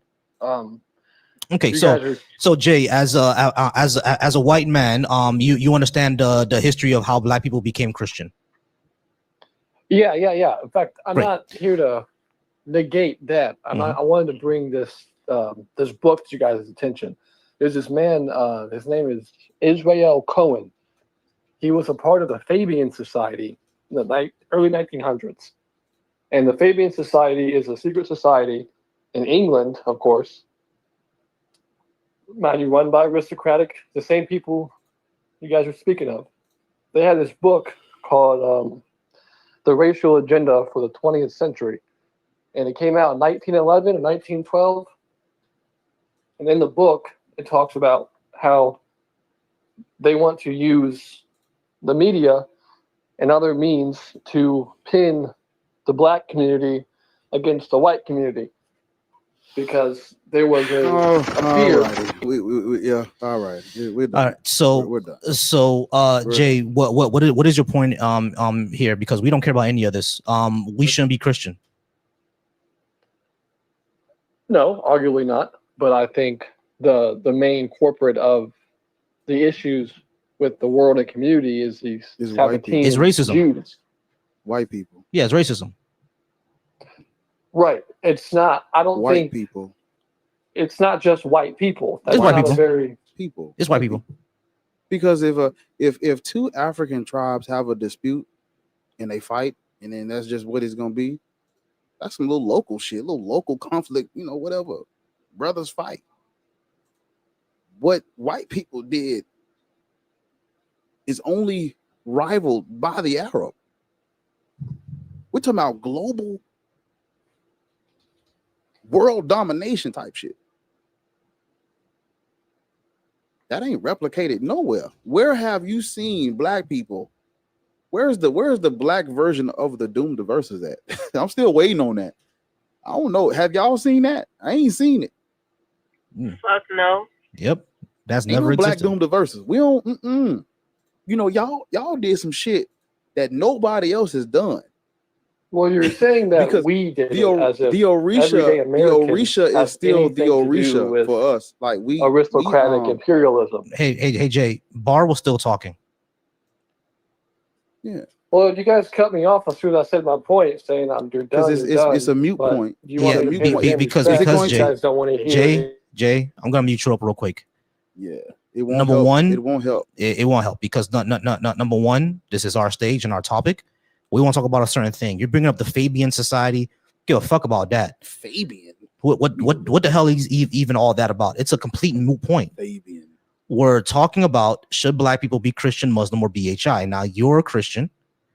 You said you understand how black people got Christianity through slavery and through colonialism. That's why we believe black people should not be Christian.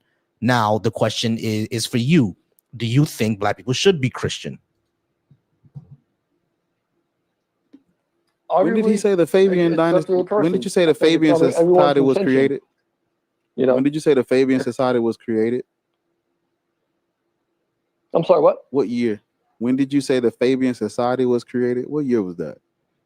I didn't say when it was created. I said the book that was released under the guise of the Fabian Society by this member of Israel. We get it, but when was the Fabian Society created? I don't have that on top of my head. Okay, cool. No, that's not a problem, but we can move on from that. I just looked it up, and it comes after world domination by the Europeans. It comes after colonialism. Mm-hmm. So they don't need a book to pin. They never needed some literature to pin us against them. They were already doing it well before that. Fabian shit. Fabian Smabian. They've been doing this. Well, yes, this is my way of college rule notebook with some words on it. It becomes societal. Right. So Jay, listen. We don't care. Look, man. Should black people be Christian? Been fighting these people since Alexander the Greek. We've been fighting white people. Yeah, exactly. What are we talking about? Jay, we should not be Christian. You agree or disagree? I'm apolitical on that. It's really, like I said, up to the person's intentions. It's up to the person's intentions. You brought your white ass up here. Now you apolitical on some shit. You brought your butt up here to talk about. You guys throw in race and you talk about people being racist, but because you're white, we're black. But bro, all these racial things. You are white. I see all. And I you don't are know black. about that. So I all don't I see got to no do is color me shit. say my I see point, and you color, have your brother. point. All right. The reason not why how this an matters, engagement Jay. works. The reason why this matters, Jay, is that even though race is a social construct, it's still real. It has actual effects, meaning that where you're born at and the skin color that you are is going to affect your viewpoint on how you view the world. Is that correct or incorrect? Arguably, depending on your social status and economic. No, not depending on your social status. Are you going to say that someone like LeBron James is not gonna receive racism? LeBron James is boule. You're not answering my question, Jay. Well, here's the thing: is like No. LeBron Can James, LeBron like, James he's part of experience the elite racism? cult, Can you experience racism? Can you experience racism? LeBron James got the police called on him in his own neighborhood. You gonna sit here and tell me he can't experience racism? I'm not saying he cannot experience Okay, cool. it. I just think So cool. That's very... that. But so Jay, our point is when we point out that you're white, being white and being born in America is gonna give you a certain viewpoint. That's just what it is. It doesn't mean that it's your fault. It just means that's what it's gonna be. It's a real thing. There are some things that you won't experience. There are some and there are some things that you won't have to do being a white male that moves through this world as an American white male. Therefore, like there are some viewpoints you just won't recognize. So when we say that, listen, you're a white person who came up here to talk to other black people about Christianity, you're going to have a viewpoint. You just can't say you're agnostic about that. Now you're saying that you're a Christian. Are you saying that you don't care if anybody else is Christian? He's apolitical, boss. It's like he's apolitical. Like there's no such thing as apolitical. Answer to the question you asked him. There's really no such thing as apolitical. The question that we're posing is, do you think black people should be Christian or not? Now you're a Christian, right? Yes. All right. Do you think other people should be? It's not for me to say. You know, if they find is your Christianity under your theology? If someone does not accept Jesus as their Lord and personal Savior, will they go to eternal damnation? No, I don't believe that. Okay. I don't think that's how God works. Cool. So under your viewpoint, eternal damnation is not really a thing. Unless you do very heinous things to kids and people. Okay. Otherwise, I don't think that people go to hell for being Muslim or being Hindu. You know, I don't think that's how God works. Okay, cool. So what's the point of Christianity and Jesus died on the cross then? Arguably, it's the egregore as the ultimate sacrifice, to build yourself up. However, I've come back and forth about whether, as a Christian myself, whether I think that is the true story itself. I have trouble sometimes wondering if what I believe in is really true. I'm not going to sit here and tell you it's like de facto. I'm very, very lost. I don't think anyone understood that. I don't think anyone on my station understood exactly what that meant. You're saying that so Jesus dying on the cross, there was no reason for that because if Hindus and Muslims and folks like me and Bar, we could all get into heaven. I mean, all right, cool, I guess so. But what was the point of Jesus dying on the cross then? Niggas weird dying for nothing. Yeah, it's kind of strange. I think you're deconstructing Jay. I think Jay is deconstructing y'all. I think you're deconstructing Jay because that's if we could all get into heaven, there's no point of Jesus dying on the cross, bro. Like there was no point. I mean, damn. He didn't get a bucket of chicken. Well, you gonna kill a nigga and don't give my family none? I mean, can you hear me? Yeah, yes. I'm confused, right? Because number one, I don't know why the fuck you're up here. Like, this is a question, like an internal dialogue, right, between black people. But if you're gonna insist upon yourself, right, and want to participate in a conversation, like, be real about it, right? There's no way that Christianity or being a Christian is apolitical, especially when it fucking benefits you, right? You benefit as a white. Don't interrupt me. If you shut the fuck up and don't interrupt me, I'll tell you. And this isn't this isn't a good like, dialogue. Shut your fucking mouth, right? White tears don't do anything for me, Jay. So you can go ahead, piss that in a cup, and like pour it out in your toilet. It doesn't make my garden grow. All right, I don't give a shit. But I'm trying to understand, right? Like, as a as a white man with all the privilege in the world, not to add onto the fact that you believe in this white national supremacist religion, you've been asked several times, right? Why should Black people be Christian? And I'm waiting for that answer, because everything that I've seen from it, everything that I know, it's just torture. It causes us pain. It causes division in our community, right? So I'm trying to understand, what the fuck are the benefits? You can unmute yourself now, Jay. Did you hear the question, Jay? No, go ahead. What was it? I'm sorry. Oh, great. The last part. Yeah, say that last part again, Zena, please. And see, this is also the benefit with being like a basic ass white man. You can just zone out, right, and not listen to what people are saying. But I'll go ahead. I'm asking, Jay, what is the benefit of being a Christian person in America, specifically being a Black Christian in America? What's the fucking benefit? I don't see it, and it seems like you refuse to answer it when that's the fucking question at hand, right? Like, what can it do for me? To me doing anything. I'm not talking about you being white, numbnut. I'm literally you just mentioned that just a second ago, so I don't know how I'm supposed to take it. All right, so Jay, just tell me. I'm sorry, Zena. I'm sorry, Zena. Can I just interrupt real quick? All right, so I got you. All right, so this right here tells me, Jay, hold on. This right here tells me, Jay, that you're not actually listening to her question, because her question was, or you're actually listening to her, because her question was, what is the benefit of a Black person being Christian? And you're talking about, there's no benefit to me being white. The question is not about you being white. The question is, what's the benefit to being a Christian?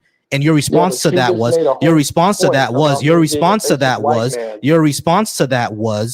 well, you brought up being white. That shows you're not actually listening to us, bro. You're not actually here to discuss anything. We're not talking about you being white right now. We're talking about, as Black people, what is the benefit of us being Christian? And I'm sorry I had to interject there, Zena, but you can go ahead and speak to him now. All right, so Jay, that's the question that Zena gave to you. No, thank you, V, because I'm confused about like why his fragile feelings have anything to do with the question that I'm asking when he first came up trying to share this whack ass fucking Fabian ass book to us that adds nothing to the conversation except some Zionist viewpoint. Nobody gives a fuck about that. That wasn't the conversation or the topic at hand. I hope and I wish that he just fucking get to it and answer the question since he wants to interject himself in a Black dialogue.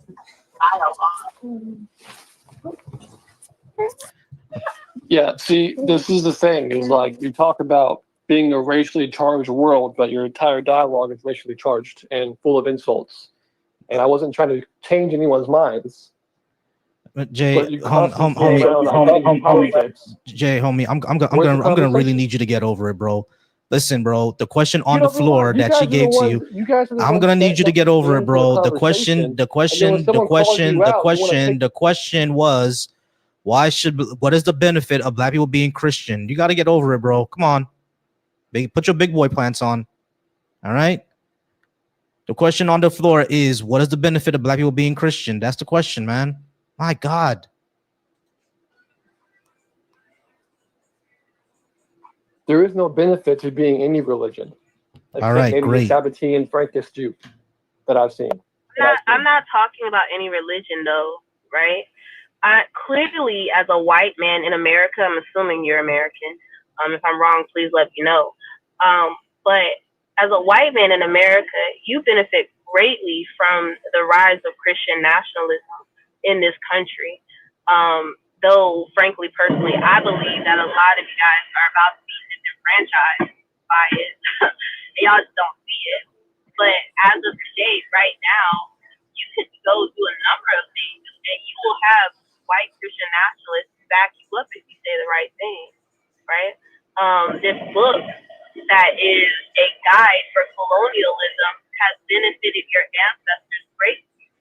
I'm trying to understand, right? Because again, you injected yourself into a black conversation as a white man, giving me I white think it's a people tears. conversation. I'm not.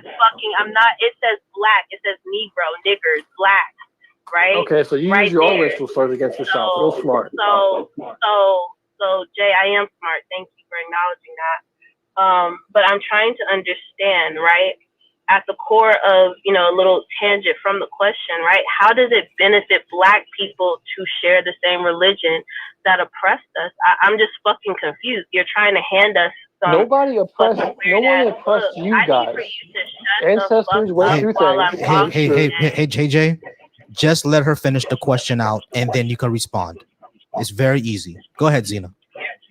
You seem very sensitive, Jay, and I don't understand why. But I'm really trying to get to the question and have you answer it, right? Like, how would it benefit my people yesterday, today, tomorrow, in the future, in the past? How has it helped us, and how will it help us going forward, right? To convert to something that absolutely positively did oppress us. I'm confused, Jay. Hold on, let me unmute him. Well, I'm trying to unmute him. Jay, you can unmute yourself. Well, I'm trying to unmute him. He's not. Y'all get a lot of people who come and just like cry like this. Yes. Like, they get upset, and then they say that black people are racist when we use something that was used against us for generations, and then they tried to tone police you at the same time. Does that happen a lot? All the time. Okay, yeah, he ran. He left. Okay. Sorry about that. All good. He's a runner. He's a track star. It's all good. It's all good. Let me see if we have any guests. All right, we don't have any guests in a box yet, but we'll go ahead and keep it pushing. All right, guys. So like I said before, you can go ahead and join in. The link is right there, tiny.cc/Volcy Live, or if you're on TikTok, go ahead and hit that guest button, and then you can go ahead and join in. We're coming up on 2 hours.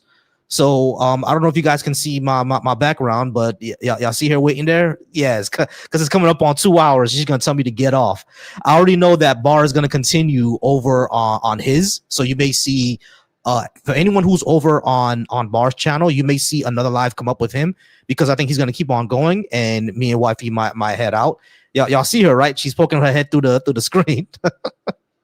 Poking her head through the screen. But if we don't get any people within the next 5 minutes, then we're gonna go ahead and end it off, and I'm gonna go ahead and get out of here. But once again, y'all, gift the panel. Big shout out to Bar. Big shout out to Zena. Big shout out to Ariel and to Mo. Hey, baby, they all saying hi to you. Come here. Come here, babe. Hi, Happy Mother's Day. How you doing, babe? They said Happy Mother's Day, and how you doing? Yeah, his wifey. Camera's right here, baby. You gotta. Yeah, you gotta bend down to see the camera. Yeah, you gotta come on the other side. Yeah, there she is. Y'all see wifey? Hey. All right, y'all. So about 4 or 5 minutes, and then we're gonna go ahead and get out of here. Hey, what are you doing?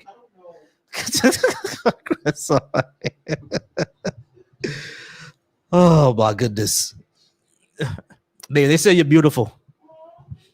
And they can't wait to meet you at the cookout. Oh yeah, so in the last 5 minutes, let me go ahead and do that, y'all. The Black Atheist Skeptics and Humanist Cookout, y'all. The Black Atheist Skeptics and Humanist Cookout, the Bash Cookout. Yeah, definitely got to come through. All right, definitely got to come through. Bar is gonna be there performing his new album. I hope Zena and Ariel can make it out. They're seeing if they can make it out, but I hope that they can. We're gonna have a whole bunch of other folks out there as well. And all right, so wife took over the live, I guess. Hey, baby, they want to see you again because she took over the live. Wife took over the live. He's gorgeous, man. Yeah. They said you're beautiful. The cookout is going to be in Central Florida. It's gonna go down second week of June. All right, y'all. So start setting it up right now if you're able to come out. I've been telling people about this since January, so we'll have enough time. Next year, I'm likely going to have it in Texas because we have a lot of people from Texas that's going to be coming out to this one. So likely next year is going to be at Texas. Skeptical says she's coming through. Serafina Simone says she's coming through. Bar is coming through. You know what I mean? Mr. Coco, Controversial Compass, he said he's coming through as well. So yeah, next year I think I'm gonna have it in Texas, but this year Central Florida because you know that's where I am. I'm also going to speak to what's their name, Black Non-Believers, because Black Non-Believers they do the Revival of Reason, I think around that time as well. So I'm gonna try to link up with them, seeing when they do a Revival of Reason. Thank you. All right, we got one last person. All right, y'all, one last person. This is going to be my last person. I'm going to get out of here, all right, because I do got a hard stop. All right, the Freak. I don't know why you call yourself the Freak for, but let's call you Freak. All right, Freak. How's it going, Freak? Are you at least 18? Are you a Black person, Christian, Muslim, or Hebrew Israelite?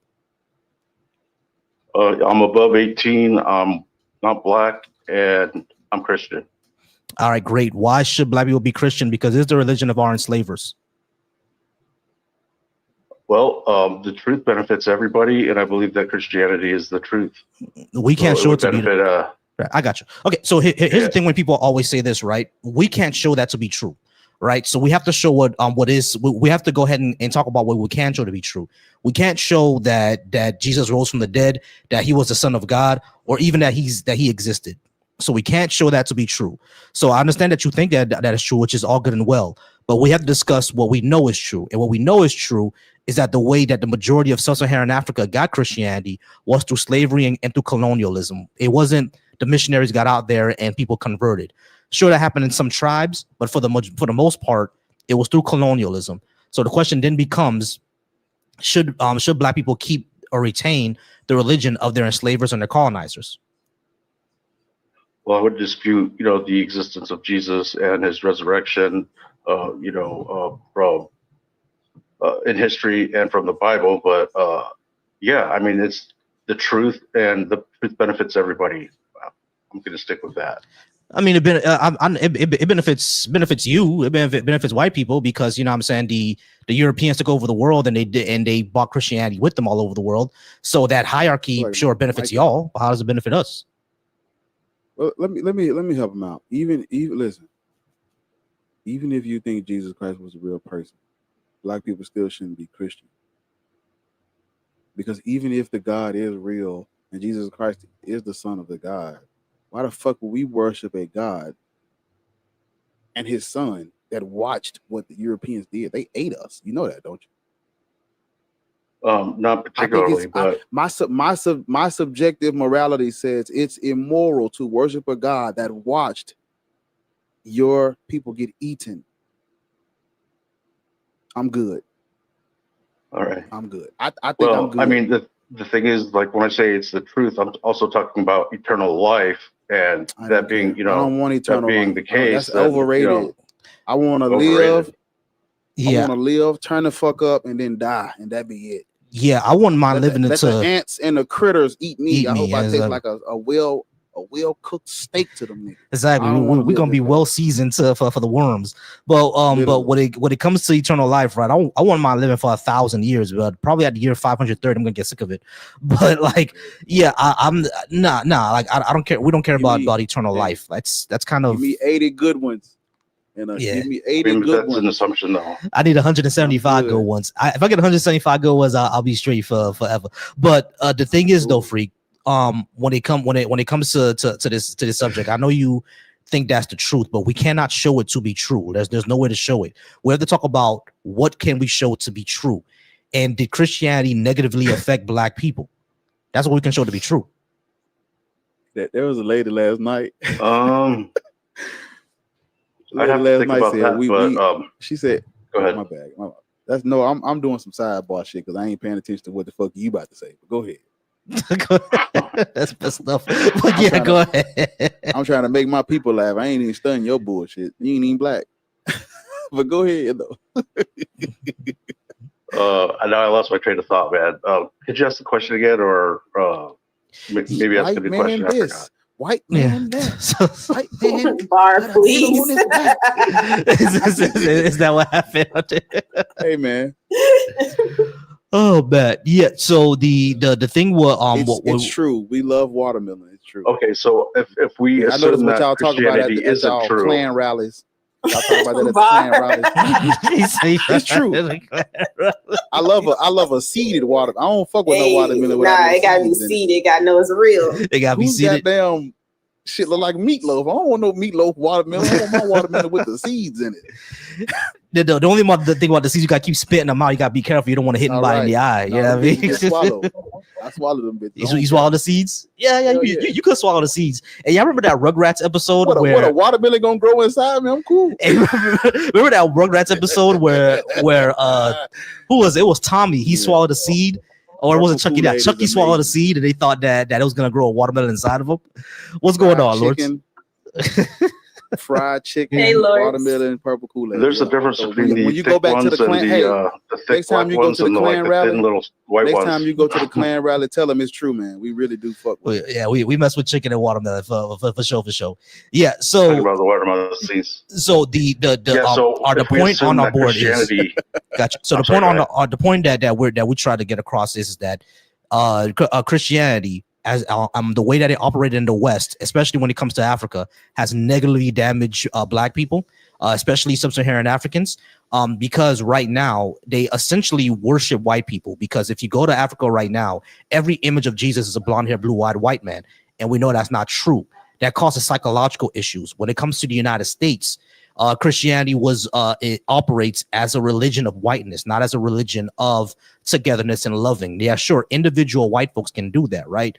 But as an overarching thing, when you look at how the way Christianity operates in America, especially what we're seeing now with the rise of Trump and Christian nationalism, it's all about hierarchies and national and racial hierarchy, not actual loving togetherness and all that good stuff that Jesus was talking about. You see what I mean? So because of those reasons, there's no reason for us to be Christian. All right. There's a lot there. So, maybe you see that with like the Orthodox or with Catholicism, because they believe like in the whole hierarchy, the church, the authority, that kind of top down religious rule overview. Hold on a second. Hopefully I got that filter on. Okay, so hopefully that's better. So yeah, I mean, in of itself, I mean, I guess that's kind of an issue, but maybe not. I mean, you need some structure in your society, but I don't believe in a theocracy like Iran or something where it's top down, religious type of political system. That would not be good, and we learned that through the Roman Catholic Church and its colonization of the world, basically. So, Bluetooth that was a failed endeavor, and I think we've learned from that as Americans, even that that's not the way to go. Not necessarily, especially when you see the Monroe Doctrine and everything that our government does. They haven't learned from colonialism at all. But I was gonna say that it's not necessarily just the Roman Catholics in our country, right? You should read a book. It's a study called The Religion of Whiteness. And it'll show you what I'm talking about. It's not even just Catholics. It's not even mainstream evangelicals. It's also mainstream Protestant Christians. They also participate in a type of racial hierarchy when it comes to viewing Christianity. That doesn't mean every individual white person does it. It's just overall in general how they interpret certain verses. It's all about keeping racial hierarchy and keeping national hierarchy, not about loving your neighbor and stuff like that. Like, for example, the verses on welcoming foreigners and loving your neighbor. Do you think that also applies to illegal immigrants? You yourself? As far as welcoming strangers, yes. As far as illegal immigration goes, no. And because basically you have problems with, like, if you go to Isaiah 1 and 3, it talks about being overrun by immigrants, stuff like that. So you're beating out your own culture, which is not a good thing. But wouldn't you be an immigrant? Well, yeah, actually, Okay. grandparents were, I think their parents were immigrants in like the 1920s, whatever that, And actually, that you came here, right? your family came here probably later than everyone else's, right? Right. So the temerity for you to sit here and talk about illegal immigrants when your family came here in the 20th century. Right, but my grandfather went to World War II and fought in Normandy and Bastogne. And so there are immigrants that invested I don't in this care. place. There are immigrants that have done that with the promise that they will get their citizenship and have been deported. There are veterans that have been deported because they joined the army with the promise that they would get their citizenship. Do you think that would have been fair to deport your grandfather after he fought in World War II? No, but I think that couldn't be the case because that is the case. That is the case. That is the case. What do you mean it couldn't be the case? Maybe See, it was y'all don't research. but like part of No, it wasn't a mistake. It wasn't a mistake.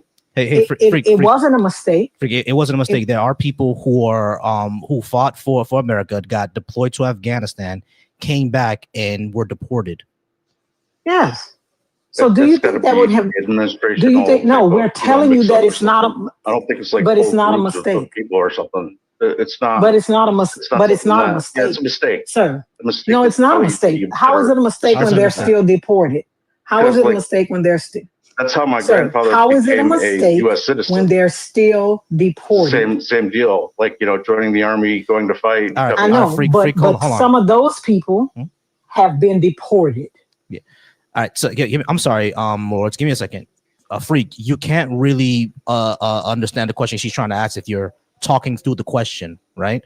So it's like the question, the thing on the table is that it's not a mistake because those people went, they fought, they came back, and they were deported. And so the U.S. government did not hold up their end of the bargain. Right? All right. How many people are we talking about? They did not. I don't care if it's one. Do you think that the U.S. government should hold up their end of agreement? Yes, I do. Okay. So even if it's one person, that means they did not hold up their end of the bargain. If you tell me, if I enroll in because what's funny is that they were illegal when they enrolled, but they were good enough to enroll in your army and fight for you, right? Like your grandfather. Yeah. He was good enough to fight. And then now they've been deported. So the illegal only matters when they can't get something out of them, right? Because as long as they were fighting, the illegal status didn't matter. They were illegal in the army too.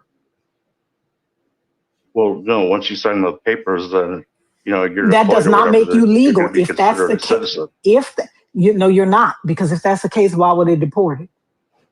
I don't know. It must have been a mistake. No, it's not a mistake. They're still deported. Those people are still not here. I mean, I would have to, I'd have to see something on that because it sounds like a mistake to me. Okay, it doesn't add up.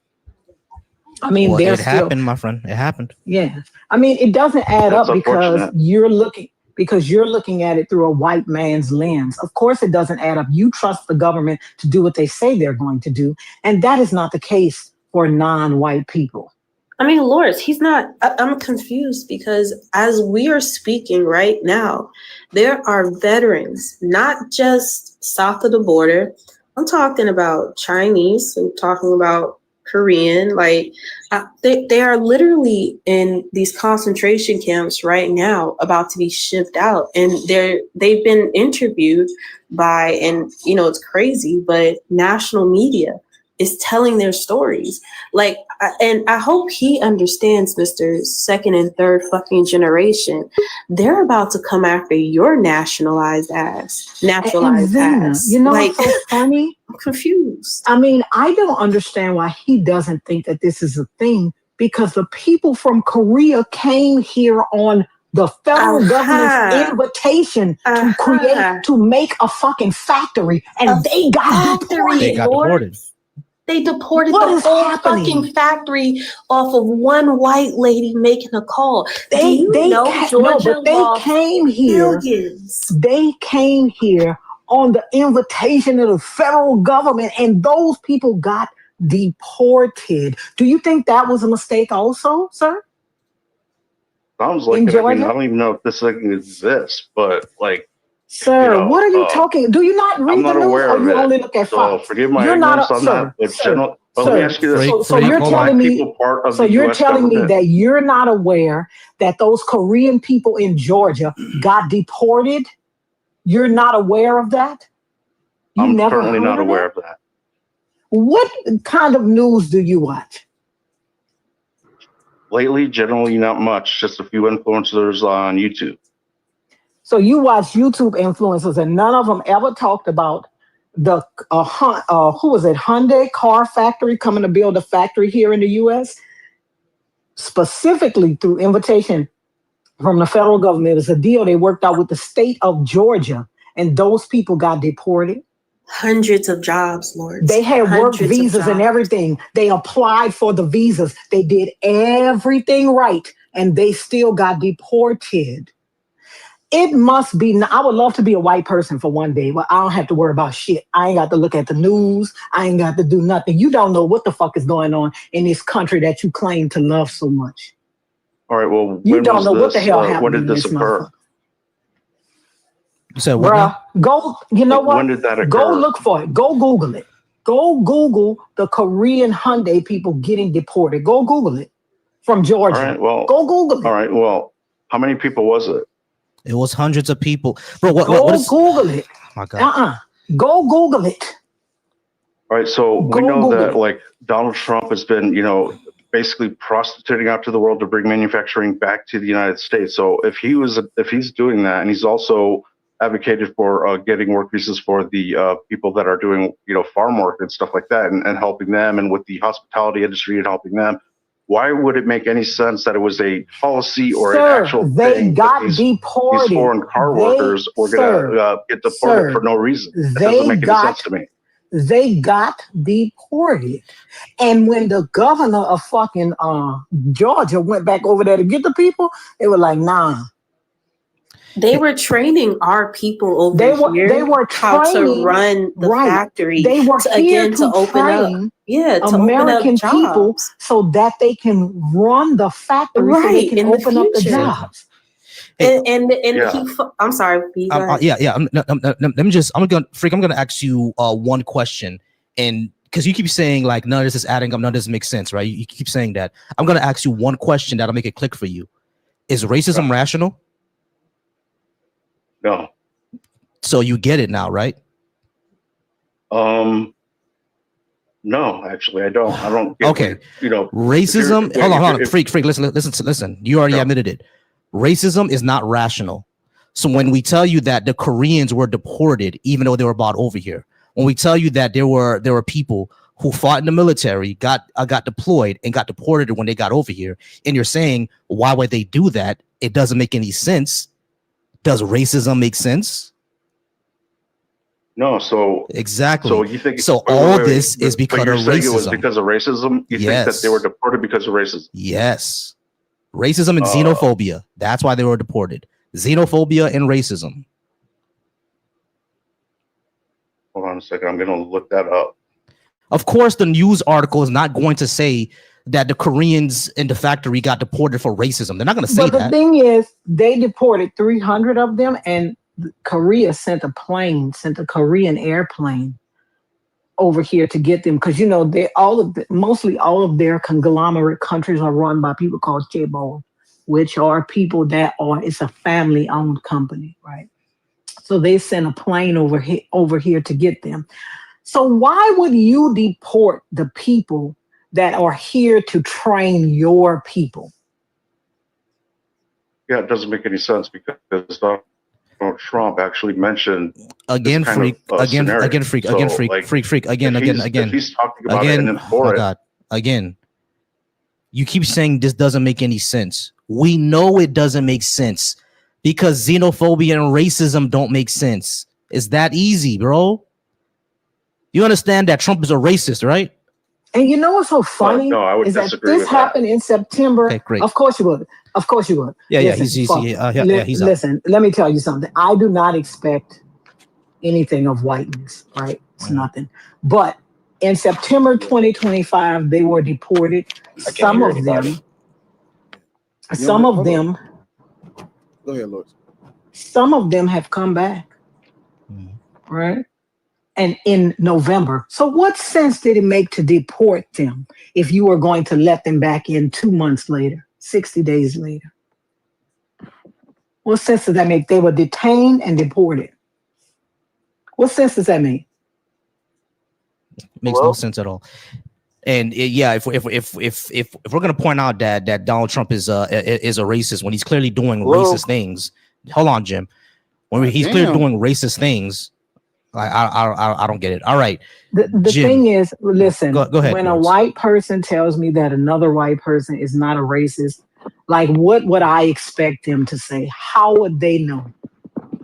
How would another white person know somebody else is racist? How would they know that? Like, where would they get that information from? Especially a white man. They get from other white people. All right. Jay-Z on. How's it going, Jay-Z on? Volcy, how many of you How's it going, brother? How's it going? I keep hearing that I'm noise. confused How about many what you the got? main question is. I know we were just talking about deportation. Hold on, quick. All right, so there's Jay-Z on and there's Jim, but I'm gonna go ahead and get out of here because I'm about 10 minutes over time, so I'm gonna go ahead and out of here. Jay-Z on is gonna be the last one. Yeah, I wanted to well, I'll tell you after you get through him. Go ahead. All right, cool, not a problem. All right, Jay-Z on. Are you at least 18? Are you a black person, Christian, Muslim, or Hebrew? Are you black, Jay-Z on? I am a black Christian. I'm Haitian. I'm a black Orthodox Christian. All right, cool. I never heard of an Orthodox Christian being Haitian. I thought we were mostly Catholic. All right, so Sagafet Negpom. Yeah, so no, that's a different denomination. Yeah, I know. Because most I know. And most Haitians are Catholic though, so it's surprising that you're Orthodox. Yeah. But okay, so yeah, sure. Why should we be Christian? Because Christianity has been bad to Haiti too.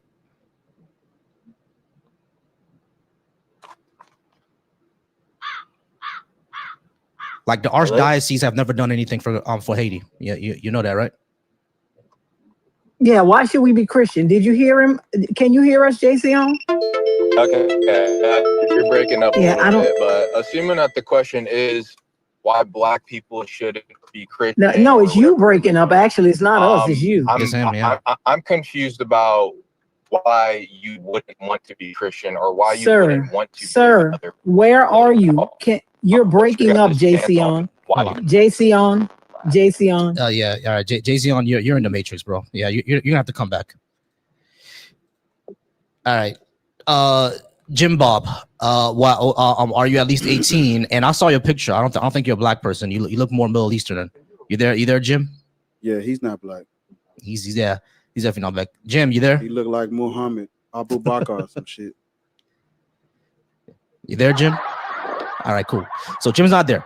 All right, guys, I'm gonna go ahead and get out of here. If anybody would like to join in, that's fine. You can join in with Bar because I think he's gonna go relive again. Bar's gonna start this up again. Bar, are you going live?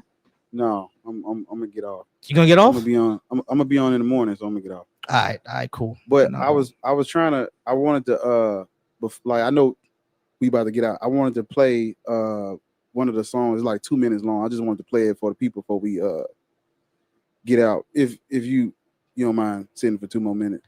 Yeah. 2 more minutes and I'm going to get out of here. Okay. Okay. Do you have any final announcements or anything? Because when it's play, we're just gonna play it and we're just gonna get out of here. As soon as it's over, you can just end the line. Gotcha. Yeah. So once again, Black Atheists, Agnostic Skeptics, and Humanists Cookout. Y'all come on and join on up. Thank you if you join me from the Deconstruction Junction. If you join me on Volcy Thoughts, if you join me on Twitch, I really appreciate all of y'all there who join me on Twitch and who join me on the Black Atheist Coalition. You guys are wonderful. I do appreciate y'all for being here. if you would like to talk about what I have on the board next time, this week is gonna be my religion week. So once again, I'm gonna have a religion week, and join me on Thursday, Friday, Saturday, and next Sunday, where we do these all the time. I appreciate y'all. Y'all are amazing. Thank y'all so much. And Bar, take it away. Play your music, Frank. Thank you for having me, Volcy. Of course, Zena. Appreciate you. They say Kalu was live, so when you leave here, go over there, put the burgers in the chat, let them know Bar sent you. The album is gonna be on streaming platforms tomorrow, but it's only on YouTube for today. But I wanted to play this song. This is the song that I wrote for the Black Atheist community. I wrote 2 songs for the Black Atheist community, but this one is the shorter one, so I just want to play it, let y'all hear it before we get out of here. It's called The Heart of Bar. So hold on. Wait. I gotta press the thing. Okay. There we go. It's like 2 minutes long. Just bear with me.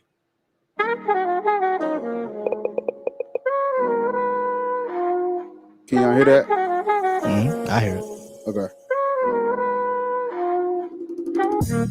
I do this shit because I love y'all, and if I could, I would reach out and hug y'all. I hope my words touch y'all in a way that lifts your spirits. Wrote this for you, I just hope you hear it when I'm talking to you, nigga, listen. Cause it's all out of love when I'm trying to wake you up. They say birds flock together, Christians flying off the cuff. Deconstructing this religion is a must to get us out this rut. Sometimes I know depression makes it tough when you spend your whole life thinking Jesus was above, just to find out your God ain't even real, they made it up. Am I preaching to the choir when I tell you enough? Do you get your moral values from a God who ain't just? Can you practice a religion that was used on us? It's the Lord looking down while they abusing us. Black culture, white savior, they confusing us. Damn, see, I tell you all this shit because I care about you. On the path to being free and can't get there without you. Like I need you, I bleed when you bleed too. If you needed air, I give my lungs for you to breathe through. Cause I'm the heart of this shit.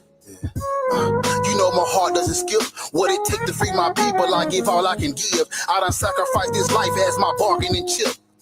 Religion tries to hide the truth, but I can still see it. They use the Bible on our people and we still preach it. And the oppression never stopped if we can still see it. Time doesn't heal all wounds if we still bleeding. Hey, but this all part of the scheme. Putting death to all this bigotry is part of my dream. If you praying for salvation, can't be part of my team. Cause when it come to revelations, I'm the mark of the beast. They fear a mind that's gonna think for itself. Fuck, I look like praising a God that ain't sending no help. I ask questions, read books, then go put ass to belt. I've been beating on the Lord, I know these lashes felt. Hey, I spit the truth and I don't say it unless I mean it. Yeah, they call me rants, but they can't say I don't be teaching. I give all my people knowledge, now they understand the meaning. And if I tell you put it down, then nigga, you don't need it. It's time to use your logic and your reason. I say fuck the whole church, lock the clergy up for treason. Cause bitch, I wage war against the angels and the demons. Wanna tell you that I love you from my heart while it's beating up. Cause I'm the heart of this shit. Yeah. You know my heart doesn't skip. What it take to free my people, I give all I can give. I done sacrificed this life, that's my bargaining chip.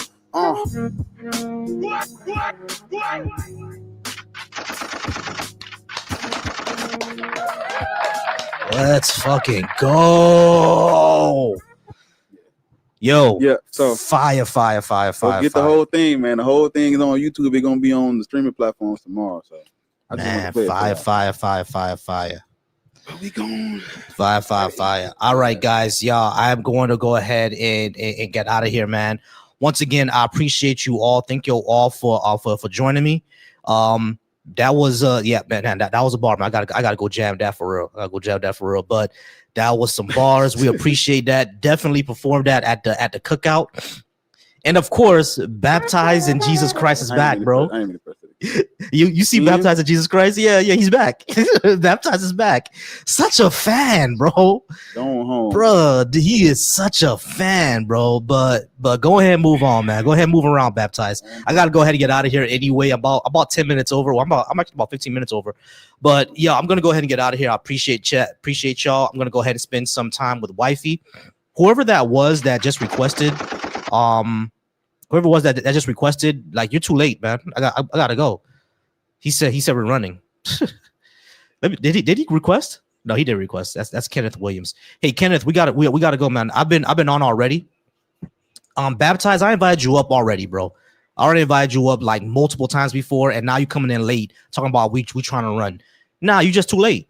We gotta go, man. I have to get out of here. So everybody, I do appreciate y'all. Thank y'all so much for being here. We are gonna go ahead and end the live now. Love y'all so much. Remember, y'all always be secure, be affectionate, be wise, be flexible, and be thoughtful. That means that every man should be soft, baptized in Christ. Thank you for being such a fan, and thank you for wanting to see our handsome faces. But we don't go that way. Thank y'all so much. Y'all have a good